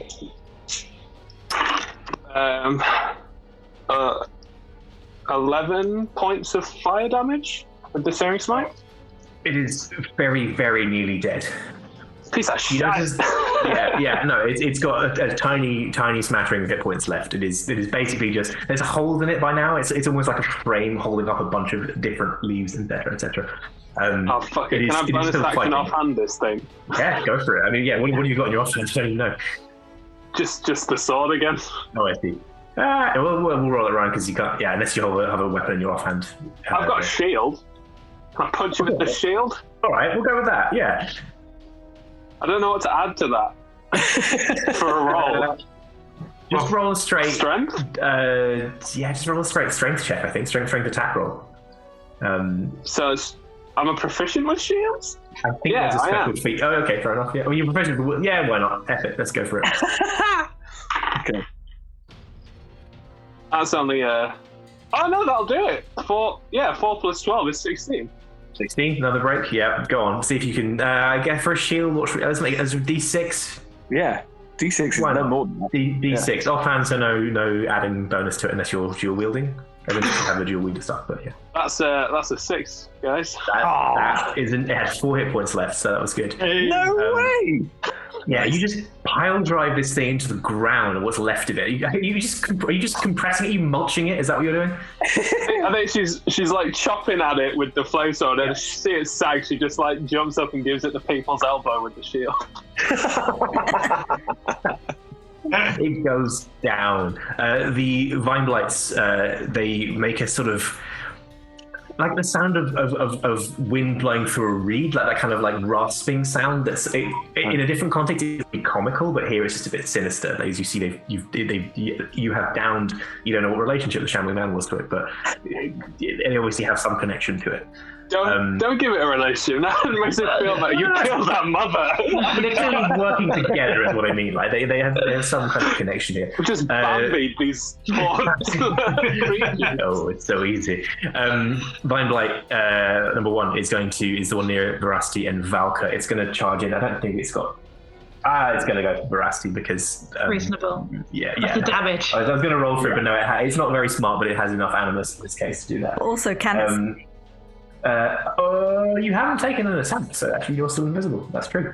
That is a 19 to hit Veracity. Yeah, that's gonna hit. Veracity's very small. She doesn't have much armor. That makes 4. That makes 9 points of bludgeoning damage, and you are grappled and restrained by this. This is different. It's not the vines from the ground. It is essentially grabbing you. It's reaching out. It keeps a bit of distance, like it's put 5 feet between you and it, because it can reach that far. That is that one's turn. The other one is definitely going to go for Barda.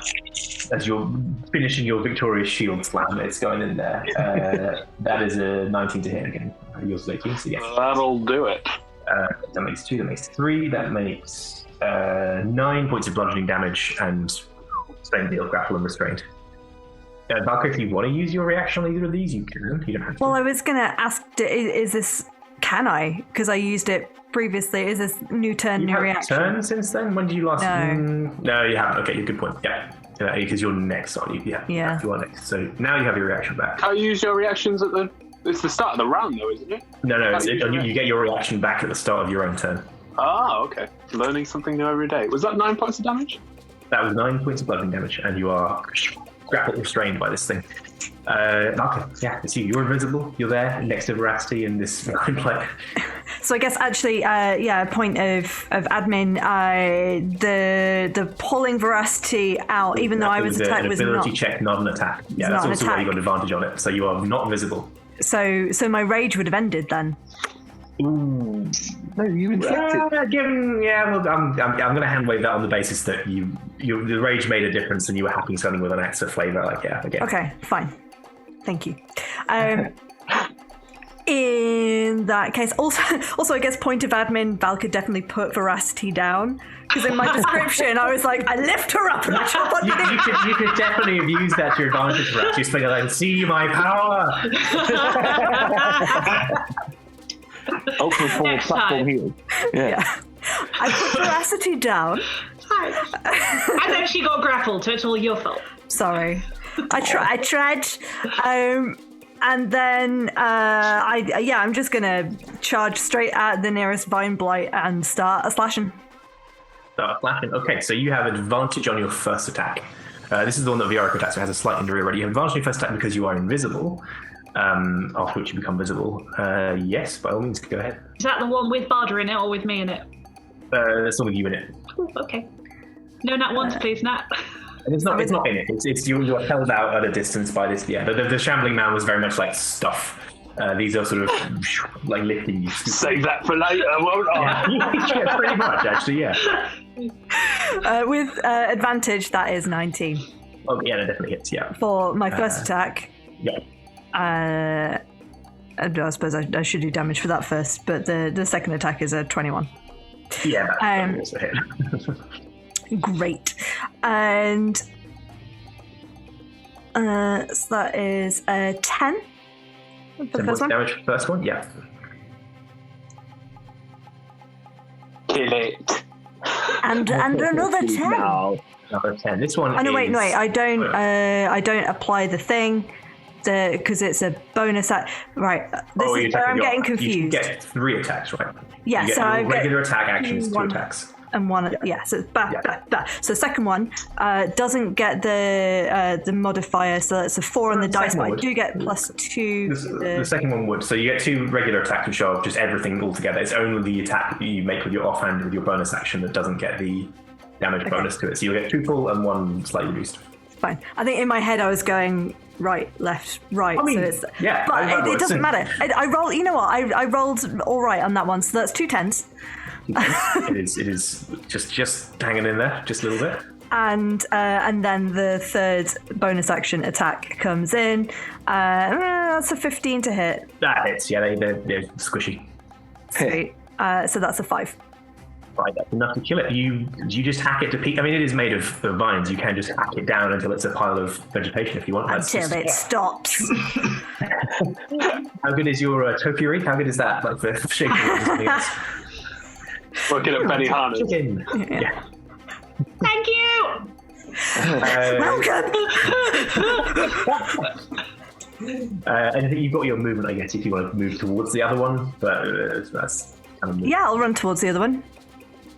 Violica, it is you. The only thing standing other than you lot is the second Vine Blight. You can move to. It's not the one you were standing next to. That's just been hacked to pieces. Right. So yes, he's going to sort of look down.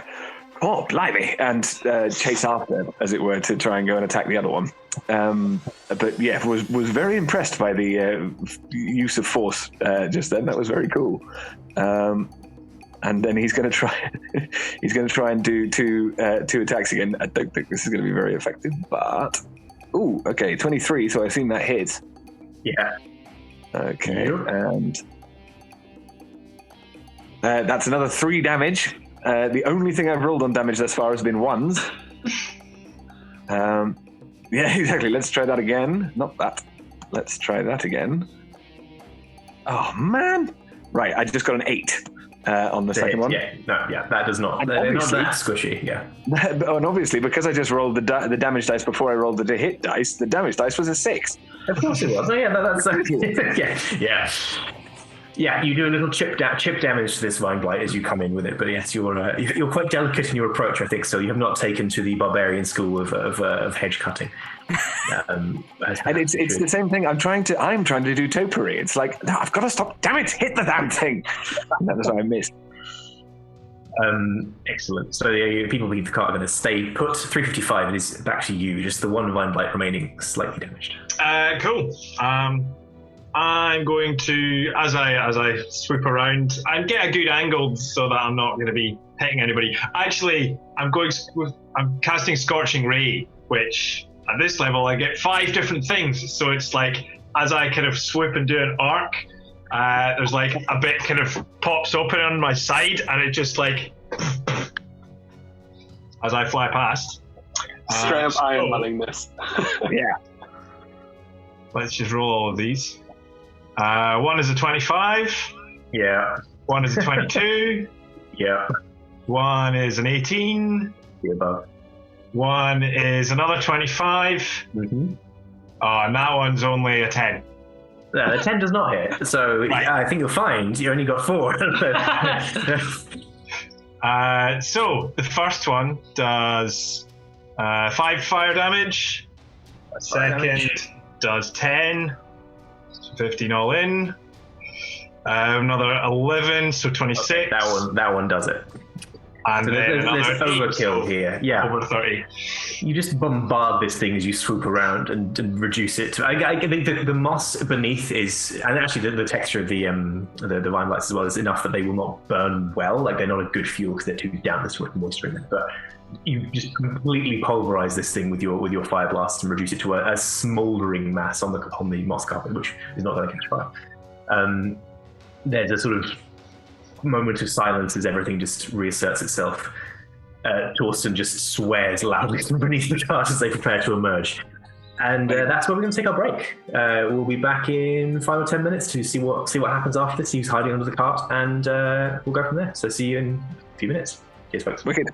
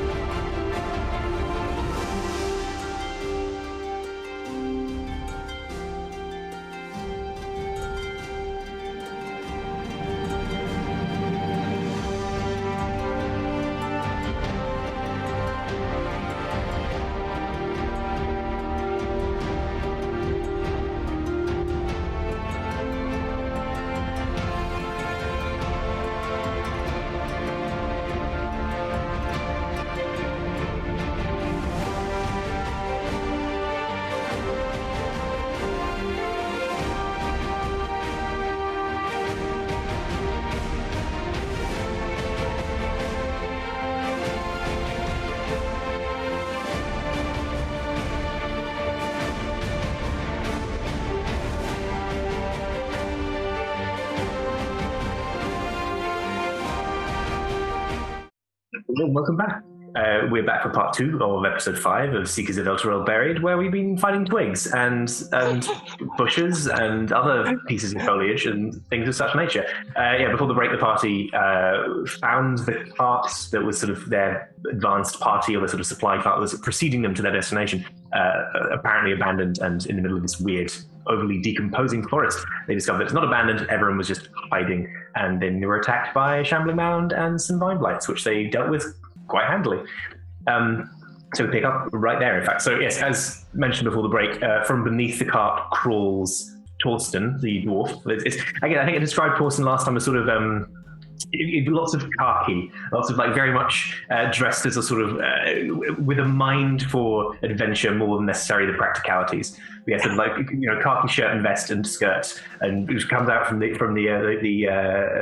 cart absolutely sort of like, marvelous, so wonderful to see you again, and so timely. Let me say timely. We've been together for quite some time, but and accompanying him are two of the hauliers who've been helping move the cart. The third one of whom is up in a tree. Who is going to start slowly trying to climb her way down.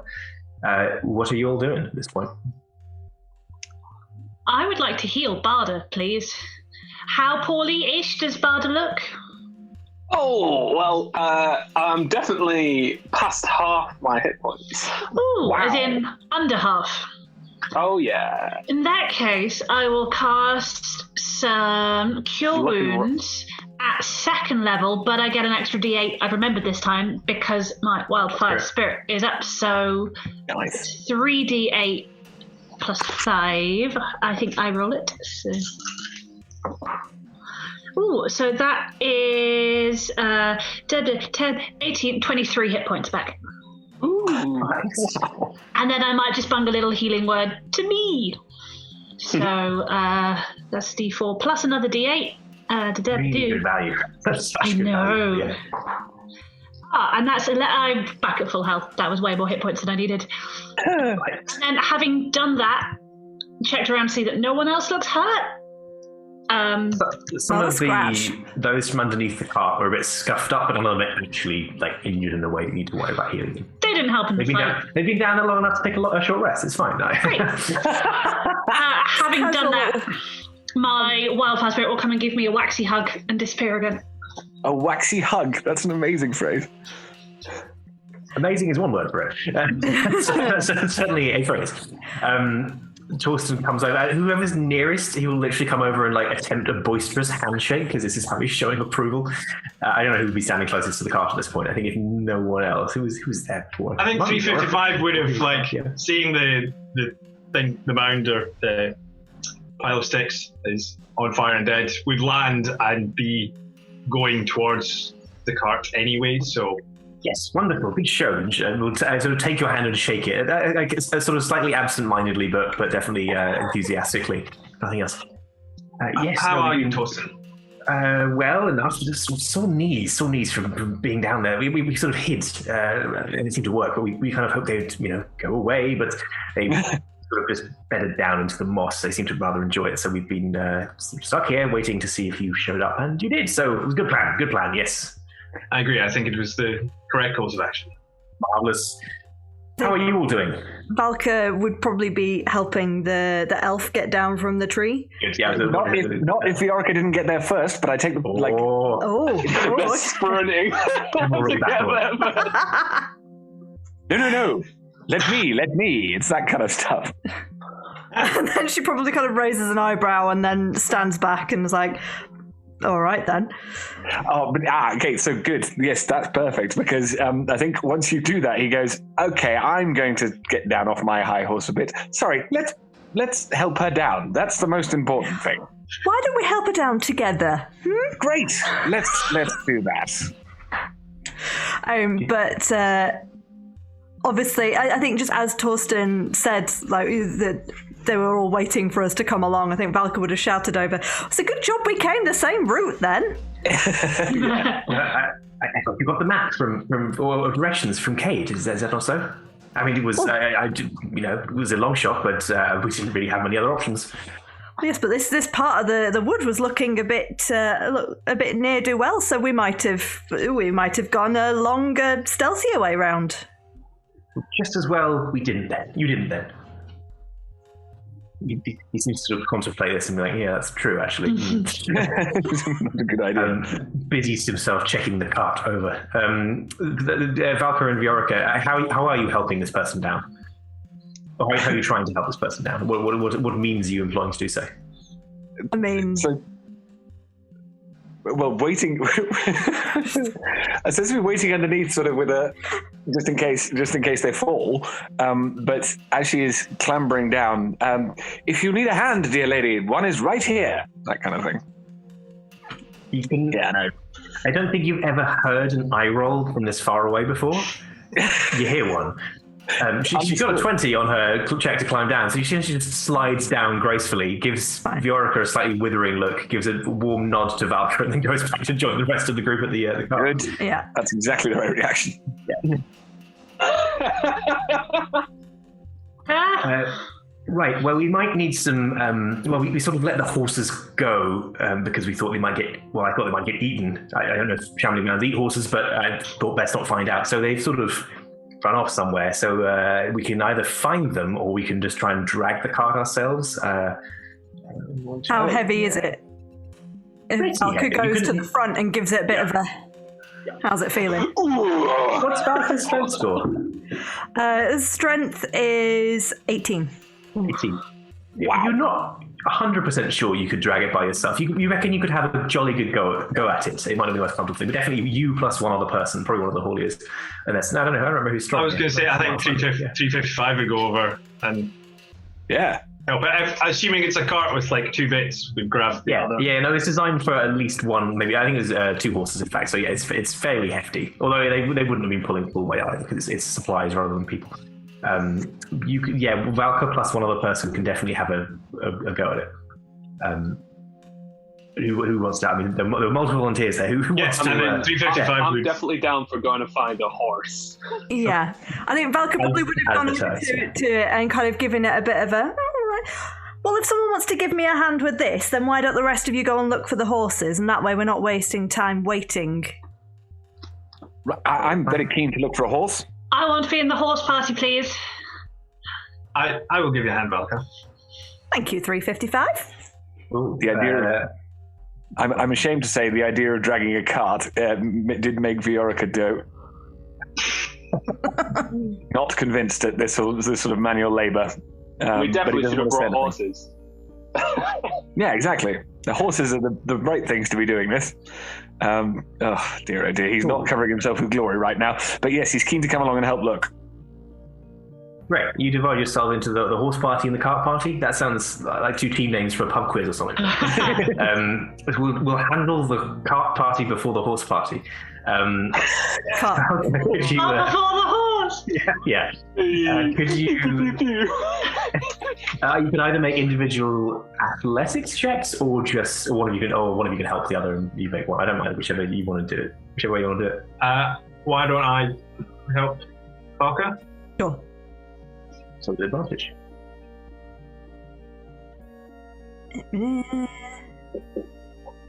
Oh man, I am going to start using physical... Oh no, that's better, okay. I love D&D Beyond, but sometimes the dice rolls do not love me. Fortunately, with advantage... It doesn't matter what I use, it all hates me differently. Fortunately, with advantage, that is a 26. 20. Oh well, okay. That's you can move it with speed as well. You can just sort of I don't know if you found your legs. Now you're out here. You've warmed up. You've just got a good old proper cart drag going. Valka has pulled plows in her time. It's true. Yeah. How tall is Valka? 2 plows. Just over 6 foot. Right. Well, I think with 355 being only 5 feet to get the cart maybe they're pushing the level. I think my flying is still active, so I'm sort of actually hovering slightly. That's so cool! Marvellous. Dawson hops on the cart. It makes no difference to the weight, but it does. But it makes a difference to the effect you are having to drag. It's seeing how easily you're pulling this. It's like, oh no, I'm walking up in... My knees are still sore from crouching under there for hours. So you start making forward progress towards your destination. The horse party. I'm glad you're having a chance to rest your knees there, Torsten. I didn't think there was much crouching on an expedition. Well, normally I bring knee pads for when I'm digging and dusting things, but I didn't really think to wear them when we were walking in a forest. Push them off. I think Valka says, clearly more practice on your knees is needed, and then realises what she says and just... Torsten is oblivious. Horse party. How are you just sort of scouting around looking for horse tracks? Are you? What's your approach? The orc has no idea what he's doing. Yeah. The orc has no idea what he's doing, and he's just sort of looking around like under leaves and things. He's got no idea what he's doing. I think Barda's going to start looking for horse tracks and seeing. We should ask one of the hands which way did the horses go before she starts looking aimlessly. They're actually not sure. Like, they were cut loose in the in the attack, so they kind of just, it was very much like loose the horses so they can get away, and they then ceased paying attention to them. So actually, you've kind of got potentially quite a broad area to search. Well, presumably they went straight from the cart forward. At the starting point, yeah, you'd hope so. Yeah. So you're trying to pick up trail. Yes. Veracity would like to use the things Nolka has taught her to try and find tracks, follow tracks, think like a horse, be the horse. Do they have a bite on them? I don't know about horses and carts, but the cart probably, I have no idea. I think you would do. Yeah. They have a bridle. Because that's how you direct them, I think. But also they'd have harnesses that the cart prongs would hook onto. So I think that's what's got cut. So the thing that's connecting the cart to them has been cut, but the bridle would still be there, wouldn't it? I imagine. Yeah, I'll say yes. I'd like to try and I'd like to use locate object to locate the bridle within 1,000 Smart. feet. Good idea. Okay. And that just locates the nearest object of a type you name within the range, right? I will find out. You have, if it's a specific object, you have to see it, but you can locate the nearest object of a type of. Really? Yeah. Okay, that's cool. Describe or name an object that is familiar to you. But I think you can. I think horse bridle as a category works. Right? I think there's something further down the spell about you can look for the nearest that matches the description. Also, you might have seen them before they left, so you would have seen it. You've probably seen the horses that the Athenaeum would employ, so even if you haven't seen this one, you've got a report. But it does say the nearest object that you name. So if you said jewelry, it'd locate the nearest point of jewelry. Right, yeah. Cool, so that will help a lot. So I guess we'll do it. You can both make one as if you're helping each other, make a survival check.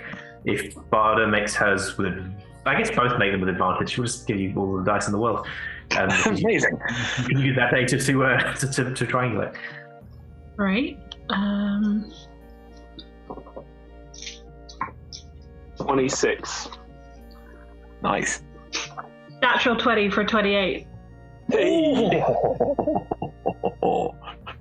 was going to say Veracity's on fire today, but that's She's always on fire. This is not a change. Yeah. It doesn't take you very long at all. Like there are some notable tracks that you both pick up very quickly, and with the help of the locate object spell, the point where you would lose the track and have to try and do some side tracking or backtracking to try and like pick up the trail and move around, because they sort of did just stampede out in a panic and then they picked a direction and gone with it. You pick up the direction, and when you get close, you find where they're sheltering between a few trees. They are nervous to approach. I'll cast Speak with Animals. Right. Yeah. Good luck, DM. And Veracity will be using general animal handling-y, soothing noises, no sudden movement style things. Ooh, cool. Make a handling check, and at the same time, Barda, if you want to speak with animals, what do you want to... Hey guys, we have gotten rid of the scary monsters. We're going to take you back to the cart. Are you sure they're gone? 100%. I was inside one before I killed it. That requires some processing on the part of the horse. But they are gone. All of them.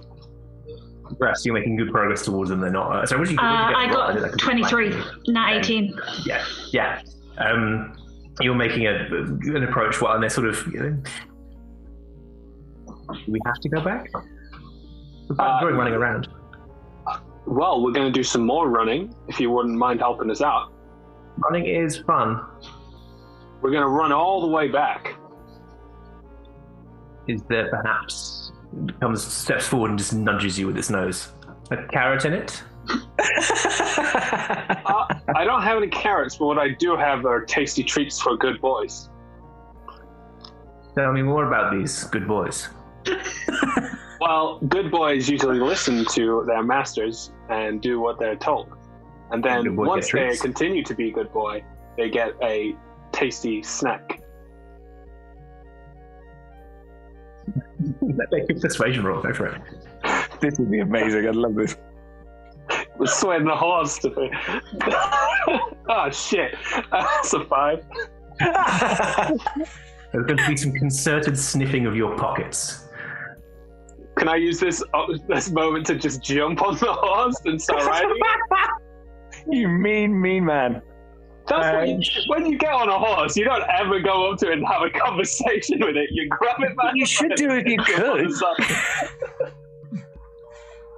You're handling one of the horse's breasts, is handling the other. You can attempt to jump into this. I don't know what the best. I guess that's got to be that's a prime case for an acrobatics check, isn't it? Yeah. If Veracity sees an animal handling check because I am proficient in animal handling. How about animal handling using dexterity? How about that? If Veracity sees this, yeah. Can she spot this is what Barda's doing and do the same? Yeah, unless Barda is trying to be ultra stealthy about what she's doing, then yes. Just you've had a more regular approach. We've had a chilled one. Yeah.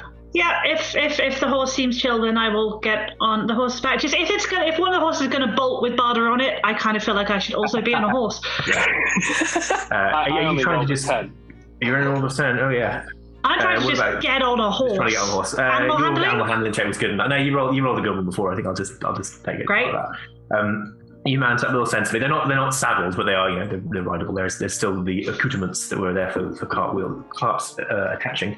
Barda with a 10, you make it onto the horse. The horse does. Oh no! Just starts charging forward. You said there'll be treats. This isn't treats. There'll be treats at the end, is what I said. If you are a good boy. Do you have did you have anything that would qualify as treats on you when it was sniffing your pockets? We've already established to have lots and lots of dog biscuits. You're one of those smelly things in your left pocket. One of those. Well, slow down and then I can. Slow down a little bit. Cool. I'm doing it in frame, but I'm doing this. The verisimilitude is unbelievable. Make it those. I pull one out of my backpack and hold my hand out for it to get. Your horse slows down enough to turn and go for the treat. All right, okay, maybe we can do business. More of these? There will be. Fish. All right. More of these. More treats for good boys. And you can guide the horses back to the cart. I pick up Bjork on the way unless he's with Veracity. No, I'm definitely... Yeah, I was going to say you could easily have just ridden past me. I quite like the idea of... Sorry? They probably did, actually. Yeah, that's a great image. Yeah, that's what I mean. Sort of, wow, very well done. He just had no idea. He was looking for nuts. Looking for treats for good boys. He has no concept of this, unfortunately. The idea of trying to deal with a horse is slightly beyond him. I think he can probably ride, but he doesn't sort of view them as like, you know how a rider and a horse should be in like complete unison? I don't think he's even anywhere close. It's that kind of stuff. Excellent. Yeah, you can definitely jump on the back with me.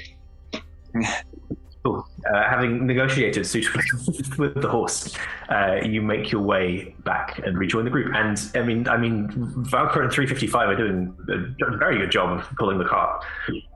As you come into view, is that looks like we don't have to do the job anymore. We'll just run alongside. How about that? That's not being a good boy. What's your name? Fine. Philip. Philip. Yeah, that's not being a good boy, Philip. Philip. All horses are called Philip, it's a fact. Okay, cool. No, that's fine. It's just I slightly misheard it, and so I thought you said kill him. And I was like, wait, what? He has the forbidden knowledge. We must kill him. The other ones, kill him. Don't tell him, Philip. You can. Yeah, sorry. The horse responded that its name was Philip. Yes. Yeah, probably sidle up to Valkyr and 355, and they're like, "Hey guys, do you need a break?" Oh, hello. As she kind of reaches out and kind of pets the horse, if Philip is willing. Kind of reaches This is out. Philip. Hello, Philip. Good afternoon. Yeah. I've got a lovely cart here for you. Want to tag in? The horse gives you what can only be described as a withering look, but has been coaxed into this sufficiently. So you can swap out for the two horses. I'd like to turn to Torsten and be like, "Who broke your horse? Because they did not do a good job." Torsten looks at them. I mean, they seem fine. We cut them loose so they wouldn't be broken, you know? I don't think you understand what breaking a horse means. Okay. Doesn't.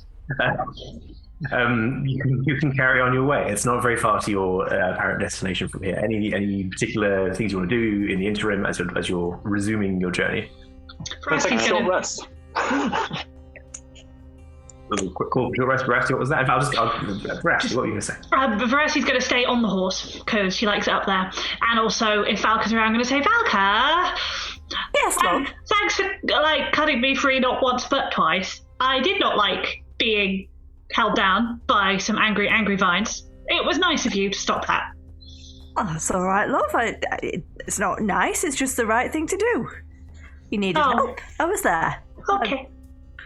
By the looks of things, if I were ever in trouble, you'd do the same again and then some for me. So yeah, maybe with not an axe, because I think your axe is almost as big as I am. But yeah, that's what being a team is. This is all very wholesome. Valkyrie is definitely like stretching out her arms as they're walking. Oh, nice.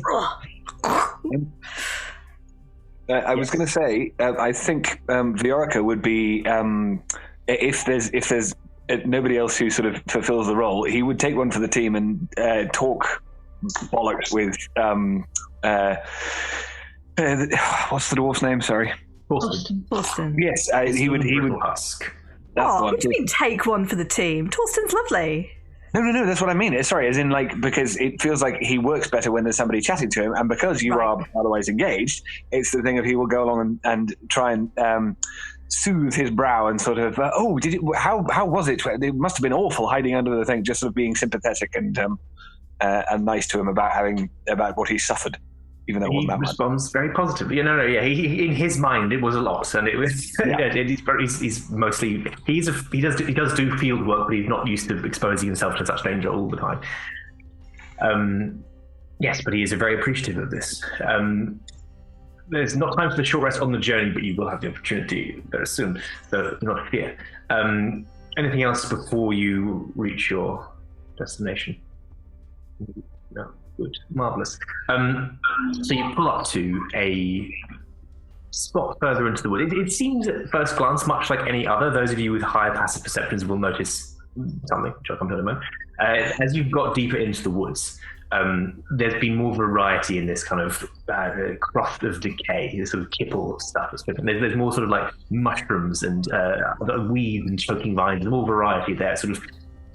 Getting to this point, I think those of you who have passive perceptions, those of you with decent survival and nature skills will probably notice that this feels like a locus of it. Like it's a lot of sort of, it's got thicker the closer you approach this spot, and the further you look in each direction past it, the more it sort of falls off a little bit again. Those are high passive perceptions. There is a sort of set of what look like low walls buried in the undergrowth. The sort of the built up plant matter and bracken and all the rest. There's just visible what it could be the outline of a ruined building, or it could just be a low wall that was put in for some reason. And Torsten sort of nods. He actually hops off the cart and right, we're here. Way in should be around here somewhere. And sort of starts I think doing a bit of what Viorica was doing when looking with the horses, is sort of essentially sort of looking near his shoes and like it must be yes, we should do the searching thing. I think Valka would probably, as they're approaching the spot, ask, Torsten, have you been to this place before? Oh no, read about it. Yes, read about it, but not been to it as such. Has anyone in this party been to this place before? No. And when you've read about it, did it describe it? As I mean, it's meant to be sort of more. I was expecting more of a building, but I know that part of it's underground, so I expect that we're just looking for a way down. It's very interesting. It's a devotational place to Lona, if you know Lona. Yes. I suppose I was just wondering whether we think that the state of the plant life around here is like this all the time because this is the area of focus, or whether this is something that has happened recently because of the time. And this. I expect it's here. Moment? Drops down to his knees, winces a little bit. I have no idea, to be honest. Somebody rolled. Good. No, I expect it's I sort of. I mean, it's Kelowna. For those of you who, what's everyone's religion scores like? Mine's quite high. What's your modifier? My modifier is +10. Yeah, it's quite high. Anyone who has a modifier, so anyone who has a passive religion is a modifier of probably 15 or more, 14 or more, 14 or more. We'll go 14 more. So maybe just Viorica. Talona is one of the goddesses of the pantheon of Theron, a goddess of disease and poison. Lovely. Yeah. Right. So yes. So I mean, this is it's a site, a devotional site to Talona. It's meant to have been here for some time, but no. I'm not. It's more. I know its existence, but haven't wanted to intrude too much. But it's a good spot. I think for a place of high vegetation, a place of some mild security. These are both things that correspond to aspects of the Hedgemaze, and thus it's a chosen site as a resonant location to conduct a ritual to open the way to the Hedgemaze. Yes.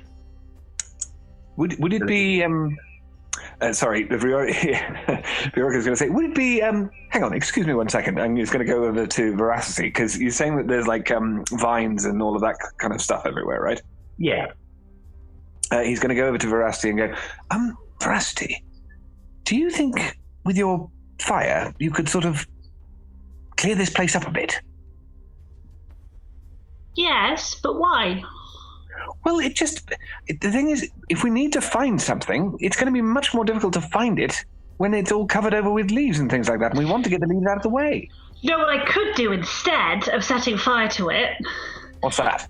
I could make all of the plants healthier and happier instead. What do you think? Well, I'm shocked you don't want to send everything on fire. Well, I've been working really hard on only setting things on fire that deserve it, so not libraries and vines that aren't attacking us. Okay. And I feel like this would be a personal step back for me, but if it is useful... Well, I mean, if we get them happier and healthier and get them out of the way, that would be wonderful, but I quite want to see I can't get them to move. I suppose, Torsten, how long do we have until the key works and we can go in? Oh, we should have easily until roughly midday tomorrow. I think I was thinking of doing it at either noon or midnight, depending on how long it takes to get in and the sort of general vibe by that point. It's a bit iffy. Does this mean theoretically there is time for us to set fire to a bunch of things, then deal with the 8-hour ritual for plant growth, and then get a long rest? There is physically enough time. For long rest as well. But 16 hours. Yeah, you probably need to. It's by this point it's not quite sundown, but it's close. You probably do have barely enough. If it's a noon ritual, then probably not. But if it's a midnight ritual, then you do. No, it's fine. Veracity doesn't have that many scruples. Okay. Although before I do, has Viorica actually communicated the Talora poison disease stuff? Oh, sorry. That it is. That you. Oh, sorry. You would expect me to tell you that it's the goddess of poison. I didn't just, you found it out. Did you tell us that you found it out? Or did you go, yes, I know this, or just in your head? As a fact, yeah. And Torsten is sort of doing that thing where he assumes that everyone knows what he's talking about. I say because I think, yes, in which case Fiora could go, poison. And if someone then goes, oh, interesting, what does that mean? Then yeah, he will explain. Sorry, I just mean he's not gonna go, by the way. No, that's really useful. Just again, to not metagame, but if you've said it, I will first detect poison and disease as a ritual for 10 minutes. Before I set fire to the place, Yes, good idea. What does detect poison and disease do? I don't know. It can sense the presence and location of poisonous creatures and diseases within 30 feet, and I'll go for a walk around. I can identify the kind of poisonous creature or disease. It can penetrate most barriers, but is blocked by the usual, foot of stone, inch of metal, lead, standard.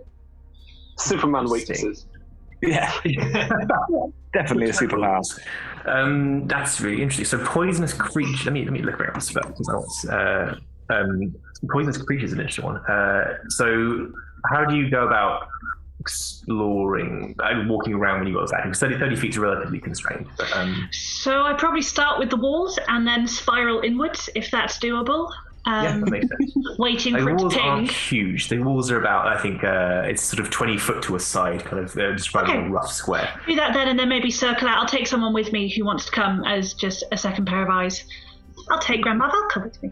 And then I think we'll say thematic for druid spells. I think a little just twig grows out of Veracity's fun bun and then moves around like an antenna, seeking. I love it.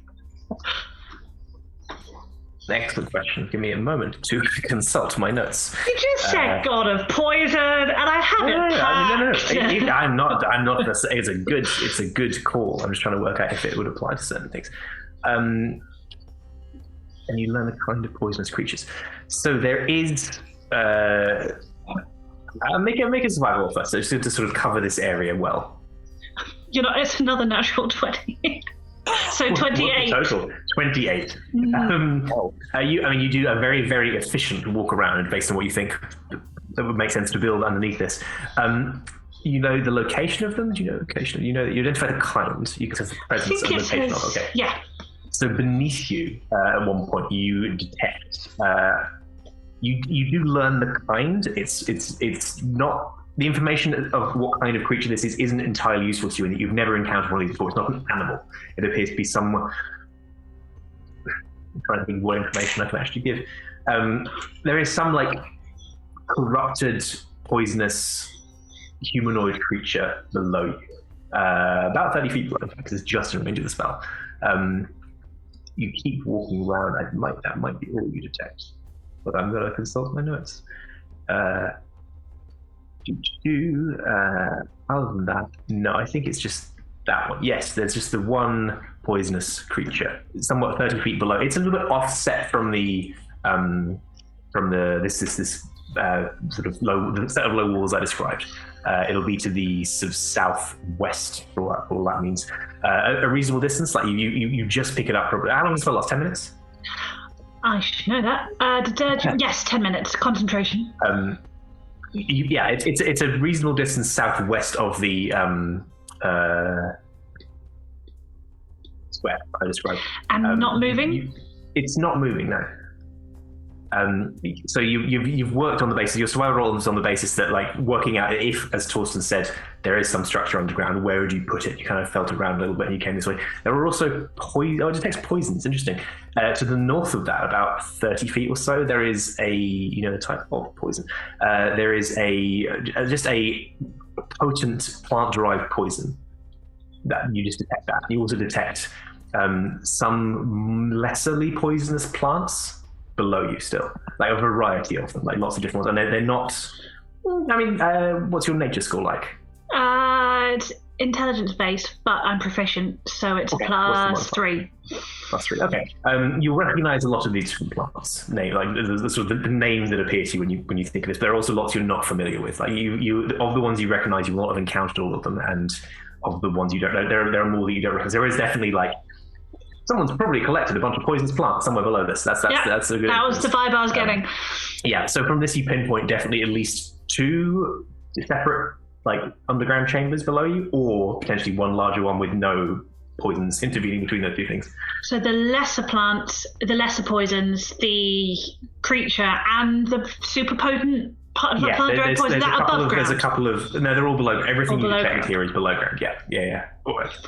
Cool. I will take Velka, and if she'd like to come, and head back to the group and go, so, do you want the good news or the bad news? Bad news. I mean, Valka definitely would not say this out loud, but I cannot skip the opportunity to say, Veracity, what do your fun buns see?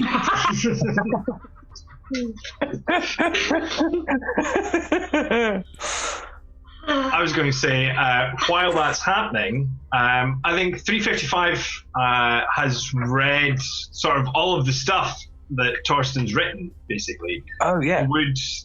Would they know anything about this site that Torsten hasn't said out loud? Torsten's not published anything about the site, intentionally so. You may have picked up some of this from your behind-the-scenes work at the Athenaeum, but because it's not directly connected to the Hedgemaze. But in terms of, make probably a history roll. Mm-hmm. Oh, that's only a 6. Well, you're welcome to get help from Doc if you want. Yes, I would. Doc isn't proficient in history, but has a +4 int mod. Is that correct? I think so. Let me just double check. That would make sense.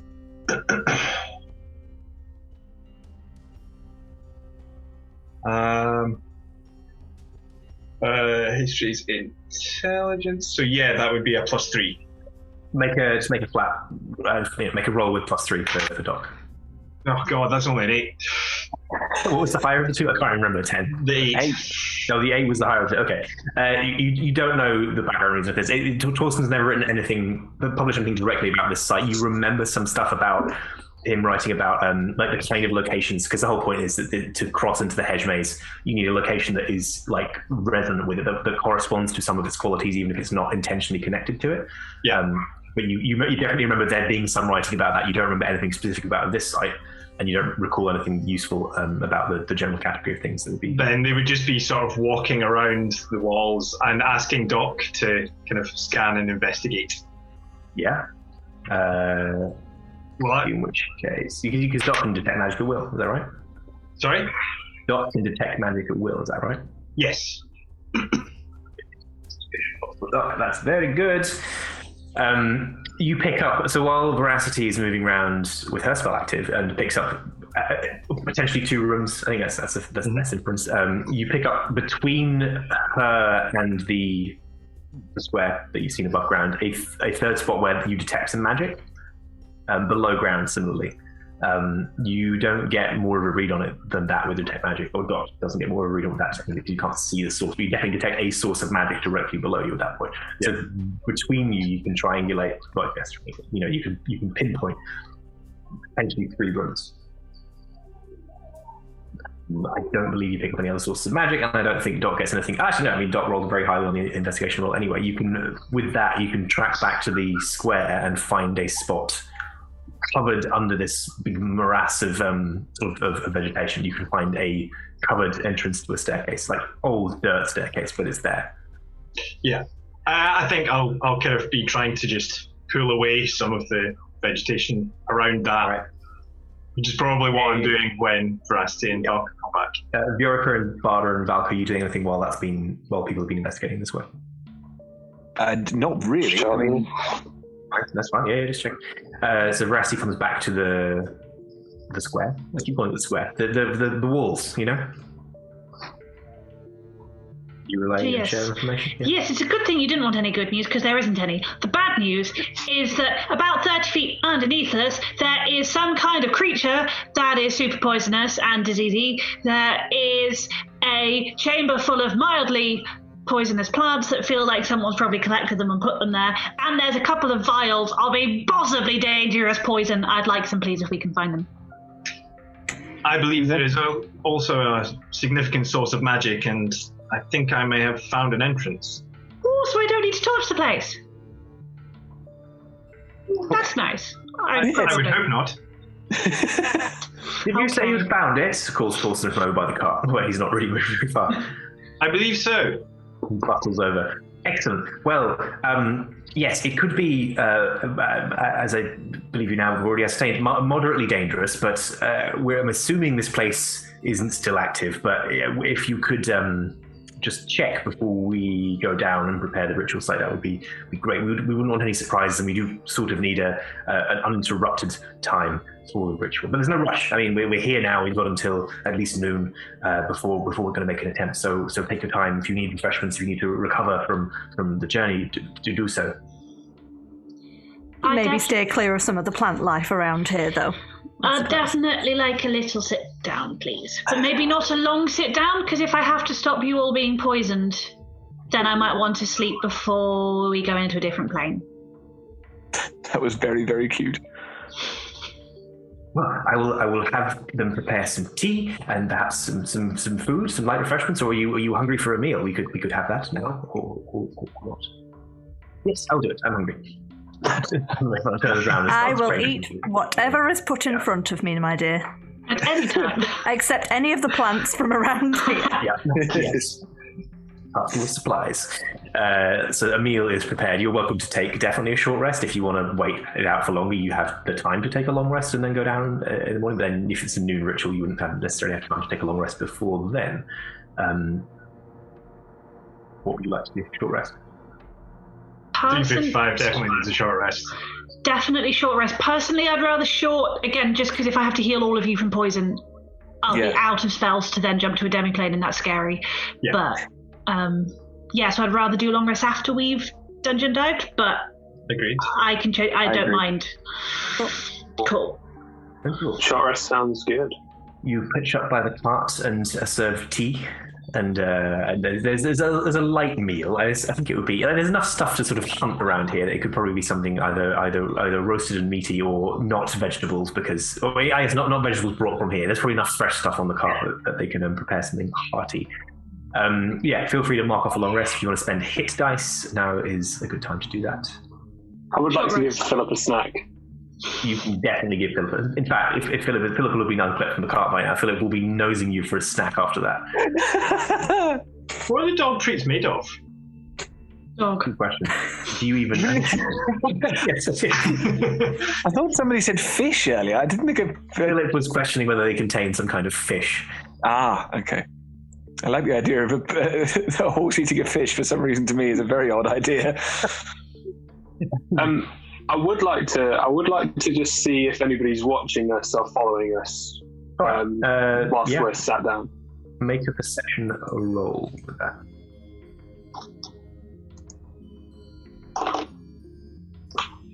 Ballsack. 19. Very good at this. 19. That's not bad. That's because my modifier is 10. I think. Yeah. I always love those rolls. If someone rolls the dice, curses, and it's like a really high number. It's like, well, yeah, I'm supposed to be better at this. You don't pick up anything. Like you've got more of a sense of the lie of the land here. Like it's a relatively secluded area, which is good in the sense that you will likely hear anyone marauding nearby, but also that the sight lines are more closed down here than further out in the forest. Like it is a sort of bundled core in some ways. But from your current perception roll, you can't pick up anything that shouldn't be in the sound. You pay keen attention. Just during this short rest, I think after she sort of like looked around, but I was gonna like turn to Torsten whilst they're eating and be like, is it possible that there's more than one gate to the Hedgemaze? It's not a gate per se. It's not a sort of classical planar gate that's fixed in one location and connects two locations. Nothing is permanent. It's more about the Hedgemaze is separated from the material plane and the other planes, and we're sort of passing close. You remember I should have brought my projector. Damn. Well, you can just imagine the Cosmoverse. We've got to punch a hole through. There's nothing so permanent or stable as a gate. So to do that, we need the key, which is a thing connected to the Hedgemaze directly, and we needed. 355 minor illusions. The diagram thing. Oh, yes. Thank you. I mean, yes, it was always. It's just like a little out of my hand, like holographic projection. Yeah. Brilliant. Yes. Yes, well, we need to punch through from sort of here to sort of here, with kind of brute force, so that the closer you can get in aspect, places have a sort of a genius loci, a kind of spirit to them, something that marks them out, an essential quality, and we're looking for qualities in a place that correspond to qualities of the Hedgemaze. And I thought, well, my theory that I'm rather banking on is that here will be a good one. But in theory, anyone could find a suitable location of this nature, and as long as they had a key and knew the ritual or constructed their own ritual, I suppose they could attempt to punch a hole through in the same way. Right. You look vexed. A little. We think that there might be other people that are trying to also get into this hedge maze at the same time. Kate mentioned, but I think it's probably fine. So we think that they could possibly be trying to do it audibly. We think that they're probably trying to do it somewhere else, right? They don't have to come here to get in.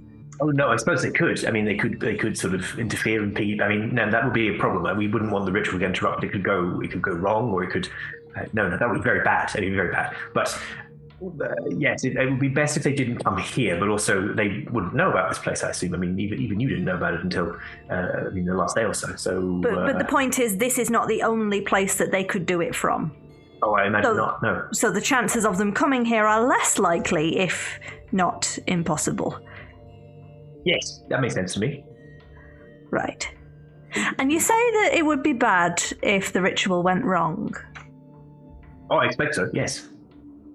In what way?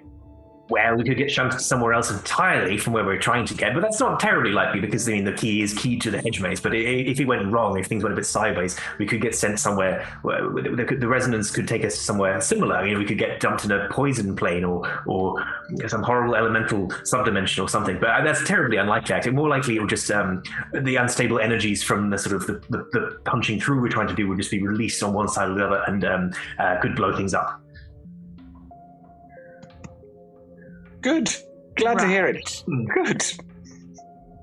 Oh, you don't have to look so worried. I've done this dozens of times in practice sessions. It's not you I'm worried about. Oh, good. Well, I guess just if you're worried about these interlopers interloping, then just keep your eyes out and we'll try and make it quick. Not quick. Should we see what these other things are that are underneath us? Oh, yes, that's the plan. I mean, you've got to clear a way so that precisely so the ritual doesn't get interrupted, and so we have time to set. It takes a little while to get everything, the inks and the lines and everything set, and then we should just make sure that we're not interrupted during it. But if you could just ensure that it's safe down there, that would be wonderful. Very well, warriors. He tries to do a rousing, let's go and do this. Ferry will have taken, if people are starting to rumble about moving, she'll have taken 10 minutes to ritual cast detect poison and disease again, just to give them the first 10 minutes of not touching things. Very sensible. I mean, is it? I think it could be sensible. No, it's good. It's good. Cool. Are you then? Any other preparation to be made before you? 355. It was not difficult to clear away the entrance enough. Like that. And that's mundane bracken and everything else. So you found a way down a set of dirt stairs, below these low stone walls that do appear to be more of a marking spot. It's not like there was a building here that was knocked down. They just mark the entrance in a way that's been rather overgrown. You have a set of dirt stairs that descend into the darkness. All right. I use my ever bright lantern in my eye, so there's literally a cone of light comes out of my eye and shines ahead. And I actually get my packed weapon ready this time. What form does your packed weapon take? I think just because it's really useful and powerful now, it's mostly just going to be the kind of finger gun that's mechanically a heavy crossbow. The rootin' tootin' finger pistols. Yeah. Can I ask, because I've never played a warlock, when you're saying your packed weapon, are you saying a weapon that you have packed? Or a weapon that you have done a pact to use? Yes. Fine. That is the weapon I get from having a pact with my patron. Yeah. I thought that was the case, but I thought... Yeah. So I packed all my weapons before I came here. I guess I'm a warlock. You might have loads, but you can He's only really pack good at one. getting things into tight spaces. What are that? Steady. I like Phrasing. Cool. If you were all set, who is taking them? I mean, the stairs are relatively narrow. You can all fit down easily, but it'll be one at a time. Probably if I've got the poison beacon up. I feel like as I've cleared it, I'd just start going down if everybody's there ready to go. Okay. So you're going to I was lead. going to cover the back because she's got dark vision, so she doesn't need the light. And I'll do. Let's both do that if you see what I mean. As the two dark vision people in the party. Valka will be in the middle. Gnomes. Dark vision. Can't remember. Cool. So, I mean, Veracity, it's just the detecting your worry, but you can do that from like second position comfortably because it's Totally fine. wide enough. Yeah. If you're otherwise not keen to go first. So 355 take up front, then Veracity, then Valka, and Barbara and rear. So the stairs descend, as stairs often do, so half the time in fact, descend into a corridor. I mean, this is very similar to, as with the stairs, this is not worked stone. There are some stones in the walls, but they seem mostly incidental. There's some places where it's clearly been shored up in some way, so stone has been used, but mostly this is a sort of packed dirt tunnel, and where whoever's constructed this can get away with not packing the dirt or packing the dirt. It's just loose earth, but there's definitely points where it's needed shoring up at various times. The corridor goes on about 20 feet. 355, you've got enough light, you can just see to the end of the corridor and come round. Mm-hmm. You just leading in crocodile, going all the way down, bends to the right, and then comes to a room. Like, there's not a door here either. There's what looks like the remains of somewhere a curtain or something could hang, but it's been either torn away or removed or it's rotted or something. This corresponds, 355, to the room from which Doc detected some magic. But it's further back than either of the spots that Rusty detected poison from. Yeah. Go ahead. I would ask Doc if he can tell anything more about the magic. On it, Gav. Scanning now. And you should be able to because you're within visible range now. I mean, the room in general it looks like a kind of tool room. Like there's a few racks, there's a few workbenches. A lot of it is either metal or stone equipment. Like, again, tools. I'd probably best describe it as what looks like a variety of increasingly esoteric and bizarre gardening equipment. Like, there's definitely recognizable stuff there, but it's the equivalent of like those really fancy and specific cutlery things. You know, the crab fork and the avocado pickler, but with gardening tools. So for a lot of it, most people wouldn't have any idea. A lot of it might just be made up as well. Like, it's not actually. It's got a leaf blower. Just in the corner. True. They invented it, but they couldn't power it. It's like, that was a waste of time. The doc reports in. So you see that rack there on the right, the left. No, what at the back? No, the sickle, the stone one, the small one. Yeah, you can see the sickle. I see it. That's radiating of magic. Can you tell what kind? Enchantment magic. Yeah. 90% sure. No, 100% sure. All right. I guess I pass that information on to some people. It's a sickle, did you say? It's a sickle. Is this, I think Valka's gonna whisper, is this the kind of old, dark and spooky place that may have traps? Or like they say in stories where there's objects that you shouldn't pick up? Because oh, come on, Bard is just going to pick up the sickle. In the middle of that, Doc was saying, "Yeah, tell her yes, it is. Yeah, tell her that." You pick up the sickle. Nothing happens. I should add, there is another door out of this room. I just didn't. That's not pertinent to the sickle. It is just that there is a door on the far side of the room that continues in the direction there. You pick up the sickle. it's a sickle. It's it's got a bit of a gross, slimy handle. Like it's not well maintained. Like it's stone. It doesn't even look particularly sharp at this point. She gives it a bit of a flourish, and she's like, "See, totally fine." Correct, but I do believe this is the kind of place where there might well be traps. I could look for traps if you want. I have a spell that finds them. That sounds like an excellent be idea. A good thing. Yeah, very useful. Really imaginatively called. Find traps. Traps. Sorry, go Before the serious business occurs, I think Valka will kind of raise an eyebrow at Varda's handling of the scythe, knowing that Varda is also a farm worker, but just in her head being like, "Oh, that's how you hold it, is it?" Farming shade. I do it one-handed because I can. Not as powerful though, is it? Oh, Don't even powerful when you are. It's not a big scythe. It's a teeny sickle. Why are Mummy and Granny fighting? Unfortunately, that's what in-laws do.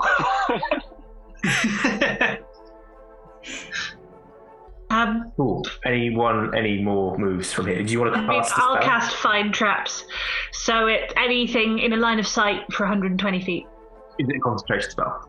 Yeah, no, it's just instantaneous. Any alarm, glyph of warding, mechanical, basically anything that is a sudden or unexpected effect you would consider harmful or undesirable, which was specifically intended as such. So not very specifically. It's really good. So not like just the ceiling's a bit crumbly and might fall in on you. It's sure. Yeah. Intention. There's malice of forethought plus some like nefarious contractionating. Cool. Okay. Nothing in sight just pings your register of that. It's totally fine. Everything's safe. There are no traps here at all, says Rusty. That loudly? No. I was going to say, if you do it that sort of stridently, then Yeah, maybe. It's Rusty. Well, that's what I mean, because I think then Viorica's going to go, "Oh, all right, then fine." Going to go and kick the other door open. Again, I should have clarified, says Rusty. Push it down. You can push your way through this person, which will come away if you so much as touch it. It will just fall off, like it's half rotted as it is. It's a curtain rather than I did say door, but I mean doorway covered by a curtain. If you can be particularly delicate with it if you want, but this thing will just disintegrate to your touch unless you are ultra delicate. Well, so I wouldn't be kicking it open, but I would go right, okay then, and then go and sort of try and sweep through it, and if it just disintegrates, it'd be sort of There's just a horrible, like that sort of that dust that rises up from something like that, which you go, is this just unpleasant? Is this spores? Is it horrible? It's unpleasant, but it's That's not really what I mean. traps or anything as such. I think Valka probably, if Viorica was willing, would kind of put a hand on his shoulder and be like, and edge forwards in front of him instead. Okay. Oh, very well, my lady. Can you see as well in the dark as I think you can? No, not at all. So if you can use your eyesight, that would be great, but I'd rather something hit me than hit you. That is a very, very wonderful thing for someone to say. Thank you. Please, let us go forward. Unless, 355, if we could use your eye? Certainly. Excellent. And run to the front again, shine my eye around through the doorway. Is it kind of like, is it like 100, is it 120 feet, 60 feet? 60 feet of bright light and then another 60 feet of dim light. It's like a steam train headlight at this point, I think. Through the curtain doorway, there's another short stint of this corridor. It does appear to be more reinforced down here. Like there's more patches where it's had to be shored up and it's more added. The corridor comes down and branches at a T-junction. This veracity, because you're the stellar survival check over here as well, you place yourself in your mental map of the place, you place yourself between the two different chambers you'd identified. And indeed, at the ends of these corridors, there are two similar doorways covered with. I mean, these would be actual doors in one case. They're a bit rickety. Like they're about as well maintained as everything in here, which is to say they're not. But they are. There is a wooden doorway as opposed to an actual turret. Of additional interest is where you've come out into the T-junction, sort of across to the right a little bit, so across the corridor to you, on the facing wall, there is what looks like quite an ornate stone door. Like it's flush with the rest of the wall, which is still this other than the sort of jamb of the door, is a packed earth substance. It is a solid-looking stone door, pardon me, with curling vine patterns drawn on. Like there's a lot of care being taken over this. In contrast to most of the things down here, there is a keyhole set in the middle, like quite a large one. You know, the kind of old church door kind of things, like that massive kind of proper key. So there you go. Yeah, so there's north south. North there's an exit that way, about 30 feet up the corridor. 20 feet south there's another doorway, and then roughly where you are now there is this more ornate stone door. Do I think that the north and south ones are the ones that pinged my poison? Right, yes, and so again, because you're a spectacular survivor, the north one was the one that radiated with lots of sources of poisonous plants and the poison. South one had the poisonous creature. The north one also had the vials of super poison? Correct, yes. Okay, and then South I didn't one only pick... had the one thing you picked up, which was the... creature, and I picked nothing up through the stone archway. No, you did walk over that way, you think, but you're not 100% sure. No, you got to survive. You think you went that way. You did not detect any sources of poison that way. Okay, that way, poisonous creature. That way, plants and poisonish plants and super dangerous poison. Maybe vials.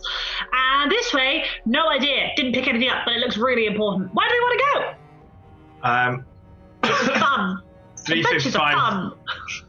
355 would go over to the stone doorway and actually put a hand on it. And yeah, Doc, do you believe that this is the entrance to the Hedgemaze?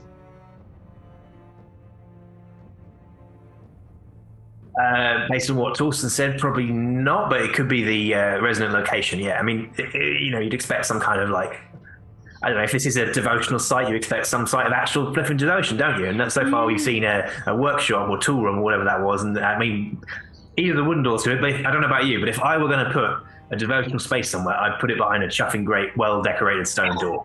I agree. You just have to find the key. Yeah, I was going to say, maybe we should have a look back at the toolbox, but my feeling is that if I was going to put a key somewhere, it'd be either with the poisonous monster or the poisonous plants, as Veracity pointed out. I want to see the poisonous plants. Then I want to kill the poisonous monster. Let's feel like we've got time to do both. Pull the whole thing off. I think this is all a very good idea, but do we think the plants are going to be less threatening than the monster? If we're careful. Perhaps less immediately threatening. I wonder if we go and try and sort out the plants first, the monster will come and follow us. So perhaps we should look at the poisonous monster thing first? Yeah. This is assuming that the plants won't just get up and walk like the ones in the forest did. Yeah, but we dealt with them just fine. Yes. Anybody have anything flammable? I mean, veracity. Points at veracity. But yeah, no, I was thinking. I mean, I don't know what the word would be in this universe, but a couple of Molotov cocktails would probably. But, okay, I know this isn't exactly what you expect from me, but I am trying, and probably setting fire to a whole person's temple isn't the right. Like, if something attacks us, then yeah, but just they're not doing any harm, and it's someone's lovely collection of things, maybe for worship and things. Shouldn't we probably leave them be if they're not hitting us? I would agree. That's a very good point, dear. Exactly. That's very, yes, true. Let's not be destructive where we don't have to be. That thing. And then when we do have to be, we can really enjoy being destructive. Okay, why don't we go see if this monster is friendly? But it looks like really facetious about that. Like, friendly monster. Friendly? Or, hopefully it is, and then we don't have to burn it to death. Well, to be fair, we don't know it's a monster yet. We just know it's a poisonous being. They might be a really nice poisonous being, or they might be asleep, and then we don't need to poke them till they wake up. Just in my experience, people who carry poison usually aren't, doing it for nice reasons. But well, actually, okay, you say that, and Valka gets out her little notebook and flips through various different species of small plants and funguses that are poisonous, but it's only self-defense. Cool. That's why I said people, not plants. Plants can be people. We've just seen that. Mm-hmm. Shall we go find the creature? Anyway.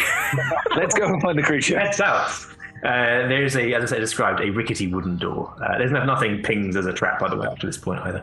And you've got detect poison and disease and poison up still as well. The fix you have on this creature remains the same, which is to say it's in the room. Actually, you wouldn't pick it up from where you are now. You would have picked it up as you walk down the corridor. So you've pinged it, but it must be tucked around to the left, essentially, which I'll describe in one minute. Okay. But yeah, you picked it up as you've been down here, but as you're coming down the corridor, it must be further off to one side of the room, presumably out of range of the spell.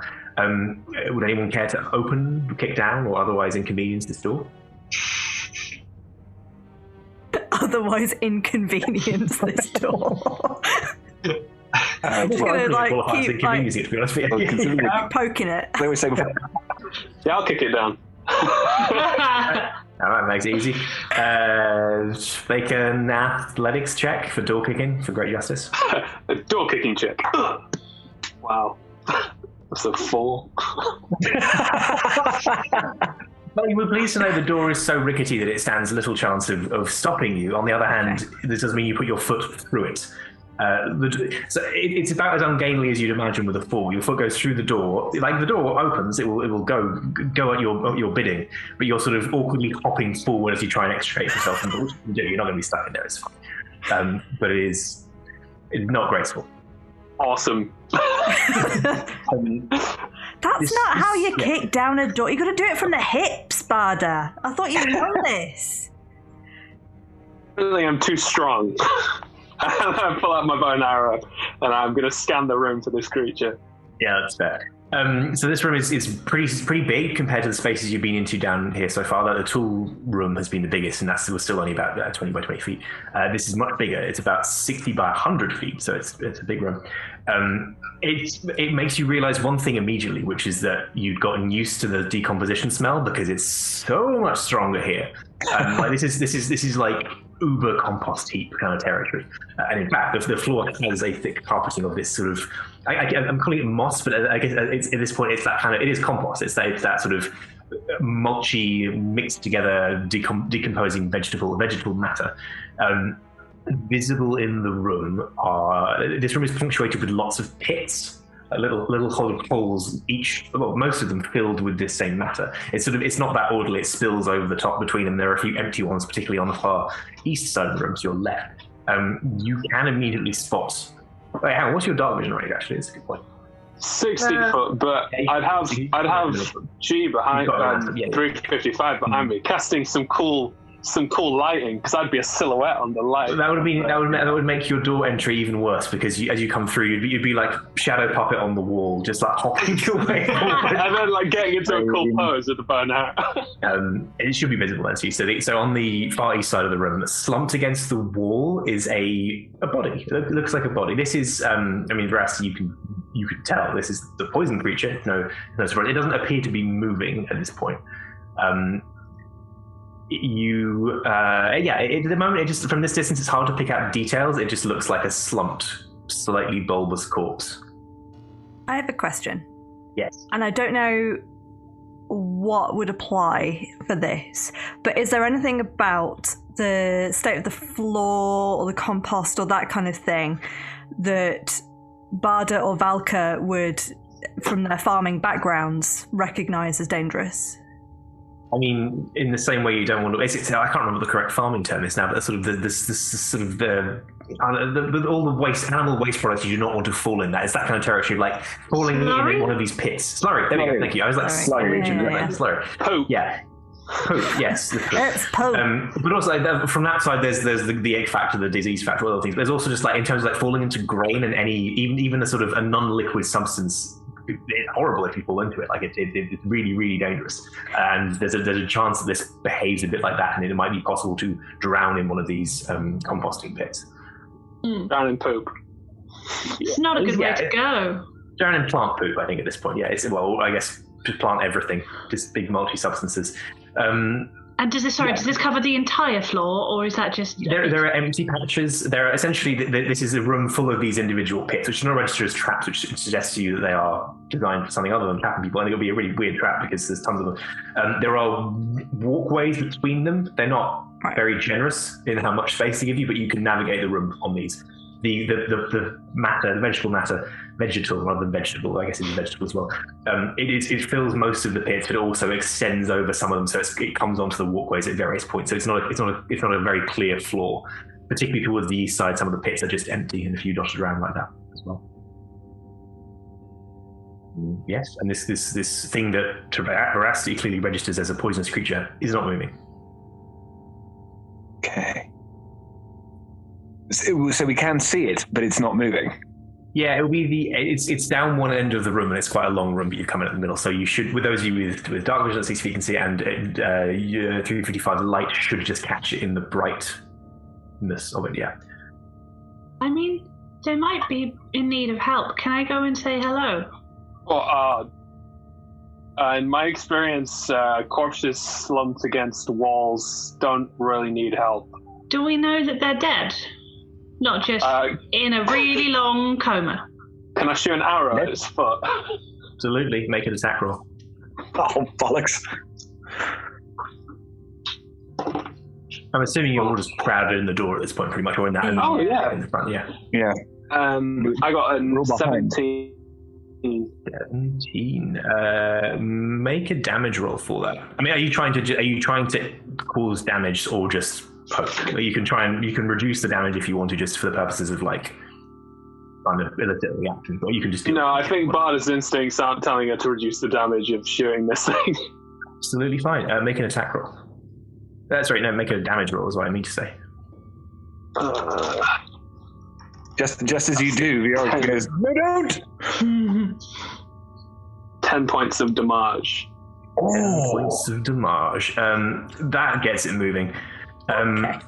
Its sort of torpid state rapidly interrupted. This thing launches itself to its feet. It's weirdly athletic for something that's clearly a rather poorly disposed corpse, but it's got that kind of like sort of weird. You know when you see someone like falling over, but it's played backwards, so it looks like they're launching themselves to their feet with no impetus. It's kind of like that. There's a sort of launch of them, and they start to writhe. There is something under the surface of this creature, and it's very, very unpleasant. For reasons you can tell. It's time for an initiative roll. Oh, at that stage, I was going to say, could I have hunters marked it or not? Yeah. Go on then. You were Is that a bonus action or something? Yeah. Well, we need extra damage, but if you wanted to deal extra damage, if that was your instinct, then absolutely fine. No, I wasn't thinking about it. I was just thinking, like, as you do it, as it's sort of like coming alive, you'd be like, yeah. Could I get some initiative rolls from everybody? So, yeah, I thought it was Favoured Foe, because Favoured Foe works when you hit something, whereas Hunter's Mark is different. But if you're allowing Hunter's Mark, that'd be grand. It's Hunter's Mark is a spell. Hunter's Mark is a spell. It's a bonus action spell. Yeah, I'll say no in that case, just because for reasons it would give you away a little bit more ahead of time before using the arrow. Yeah, cool. Initiative rolls from everybody, please.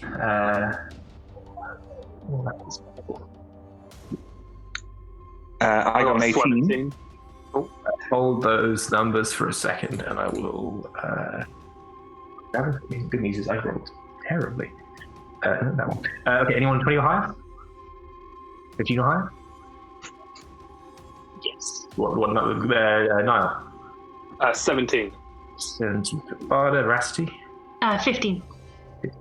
Veracity and Viorka? 18. 18, thank you very much. 10 or higher? Tally's face. 5 or higher? 9. 9, yes, okay. And 0 or higher? with Valka's honed feral instincts with advantage. I have a 2. No way. Extremely bad. Wow. Yeah, that's second combat as well. That's I saw that you got that on level up. I'm like, oh, that's really good. I like things that boost initiative because no, apparently not. Do you have a negative dex modifier? No, it's neutral. Just roll. Oh, I just rolled a 2. What, did you roll a 1 as well? No, it was 2 twice. 2 twice. And the kicker is, I was like, well, the D&D Beyond dice are not in my favor today, so I'm going to roll a physical dice. Always a mistake. Yeah, no, always a mistake. The mistake is just rolling dice. I think that's the problem. Generally avoid it. Yeah, just as much as you can. Biorica, you're up first. This thing is it's a reasonably distance, about 60 feet away along this like slightly precarious set of walkways.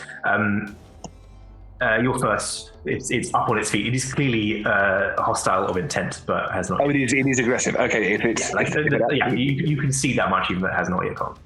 Okay, cool. I mean, we just shot it in the foot, so I'd be hostile. You got woken up that way, yeah, definitely. Yeah. And this is why I went. Don't. That was why he was trying to say that last bit. But now that it's happened, now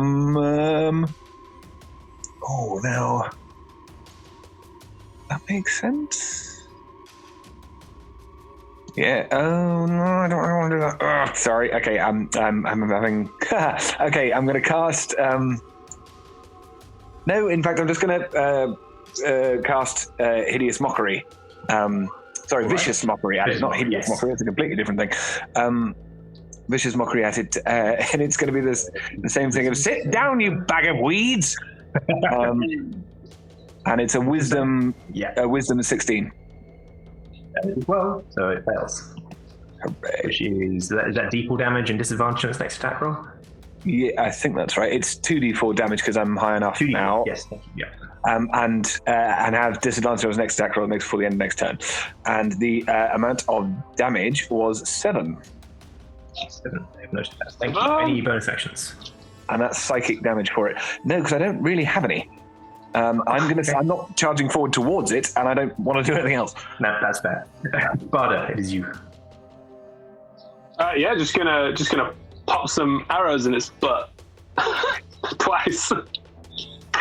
That is that's not very grand, is it? So it's a 10 and a 20 something. 8 plus 14, 20. 22. No, 8 plus 14. Yes, sorry. Yes. 22. So yeah, 10 and a 22. They both actually hit. Interesting. Very interesting. And then bonus action Hunter's Mark, so that I get that extra damage, if that's all right. Yeah, fine. Cool. That is 10, 18, 23 plus, so 29 in total points of damage. 9 points of damage. That is a lot of damage. That was better. That was a lot better than mine. Yeah, it's really Rangers, baby. Pain in this. Excellent. Yes, that was both. Are you saying just staying put by the door? If anything, moving away from it. You can move. There is another side of the room. You can move towards the other side of the room. That's fine. Yeah, trying to keep out of these slurry pits. You keep just moving normally. There's no checks to make or anything like that. But just loosing arrows at its face and its eyes. You bastard! I just wanted to be looking around like that. I have a technical question, which is, because I've never come close to running out of spell slots before, I think, ever. Can you cast any spell in a higher spell slot? Even if it doesn't let you, even if there's no benefit to doing so, you can always, Brilliant. So it's just something that give you benefits, not just it's only allowed for some of them. Exactly. Great. In that case, I won't worry about conserving that particular spell slot. And I will cast Scorching Ray at just the standard second level. So 3 rays. So I've normally left this to 355. I don't think I've cast this one yet. So I need to make 3 attack rolls? Yeah, please. Great. That's not a D20, that's a D12. There we go. 1 is a crit fail. but one is a 27. Yes, And that will hit. one is an 18. The 18 also hits, yes. Great. I'm assuming a 9 doesn't hit with a nat 1. No, I mean, that one will always miss. Okay. Regardless. Same with the 20 always hits, regardless of the total. Cool. That's 11 points damage on the first one. That was a very nice roll. And 8 points damage, so 19 damage total. The opposite, very nice. That's a lot of damage set up in one turn. Yeah, and then I can't do Shillelagh. Why do I keep forgetting this? So I will, however, move forward, I think, because we're all grouped up in a doorway and it's scary. Yep. So I will move forward as in towards it or into towards the thing, because otherwise I'm starting. Yeah, towards the thing. Veresti's feeling a bit guilty that she walked everyone into a poison monster and is gonna front. I have hit points. As you move. Why did you kick open the door and shoot it? Yes, it is all your fault. That's a really good point. Veresti still walks forward to just face everyone out a bit. There's no check required for moving along these walkways. They're stable enough if you're not under any other kind of distress. However, as you move further in, I would like you to make a strength saving throw, please. Oh, good. I'm really strong. Sure. Is it against? Hang on. So I have a specific Nomi thing that gives me some kind of. Nope, not strength saving throws. Never mind. Shit. That could have been worse. That's a flat 17. Oh, 17 is good enough. That's fine. So what happens is, as you're passing by one of these packed pits, a clawed hand bursts up and grabs at your feet. No! It gets a hold. You just kick it free and break the grip. And sort of half emerging from this pit is a zombie of kinds. Like, it's not a classic undead zombie, but it is a sort of desiccated corpse with several what look like big grub worm things attached to it, sort of burrowed in, and pulsing and animating this thing. It looks like its eyes are empty. It's almost creepier because there's no expression of animosity. It's just grabbing at this thing that walked past it. How many feet of movement did I get to that thing? You can keep moving or move back. I'm gonna move back. As Veracity nopes the heck away from this thing, grabbing at her ankles. That is where we're going to leave it for today. We'll pick it up next week in mid combat with this trapdoor zombie, I guess, is a way of thinking about it. The horrifying. But they could be friendly. I mean, It could have been until you shot it. Yeah. Thank you all so very much, magnificent players. Really good, enjoyable session. Thank you all for watching. Thank you for all the presumably participating in the chat. Yes, we are here every Monday, 6 to 9 p.m. UK time, 10 to 1 p.m. in Pacific time. We're also running currently another show slots on Tuesdays. This week it will be a one-shot, The Mystery of Stonywing Hall. That is on here, same place, at 7 to 10 p.m. UK time, 11 a.m. to 2 p.m. Pacific time, I believe. So do check that out. It'll be very fun. Yes, you know where we are on Twitch. You're here right now. You come find us again. Come join us in another session. Follow us. Ideally, that'd be great. You can see all of our previous shows on YouTube, youtube.com/altogetherrpg. You can get them as podcasts. Again, search for our name in a podcast app. Find us on our various social media places. Thank you again to our sponsors, Hero Forge for the lovely minis, Ultra Pro for everything else, Idle Champions of the Forgotten Realms, our supporters, Warriors of Waterdeep as well. Use time still to grab those codes, use the things at the bottom of the screen, grab them. Thank you also to Level Up Dice and D&D Beyond, of course, without whom I would be much less organised. Yes, I think that's everything. Yes, lovely session, and we will see you all next week.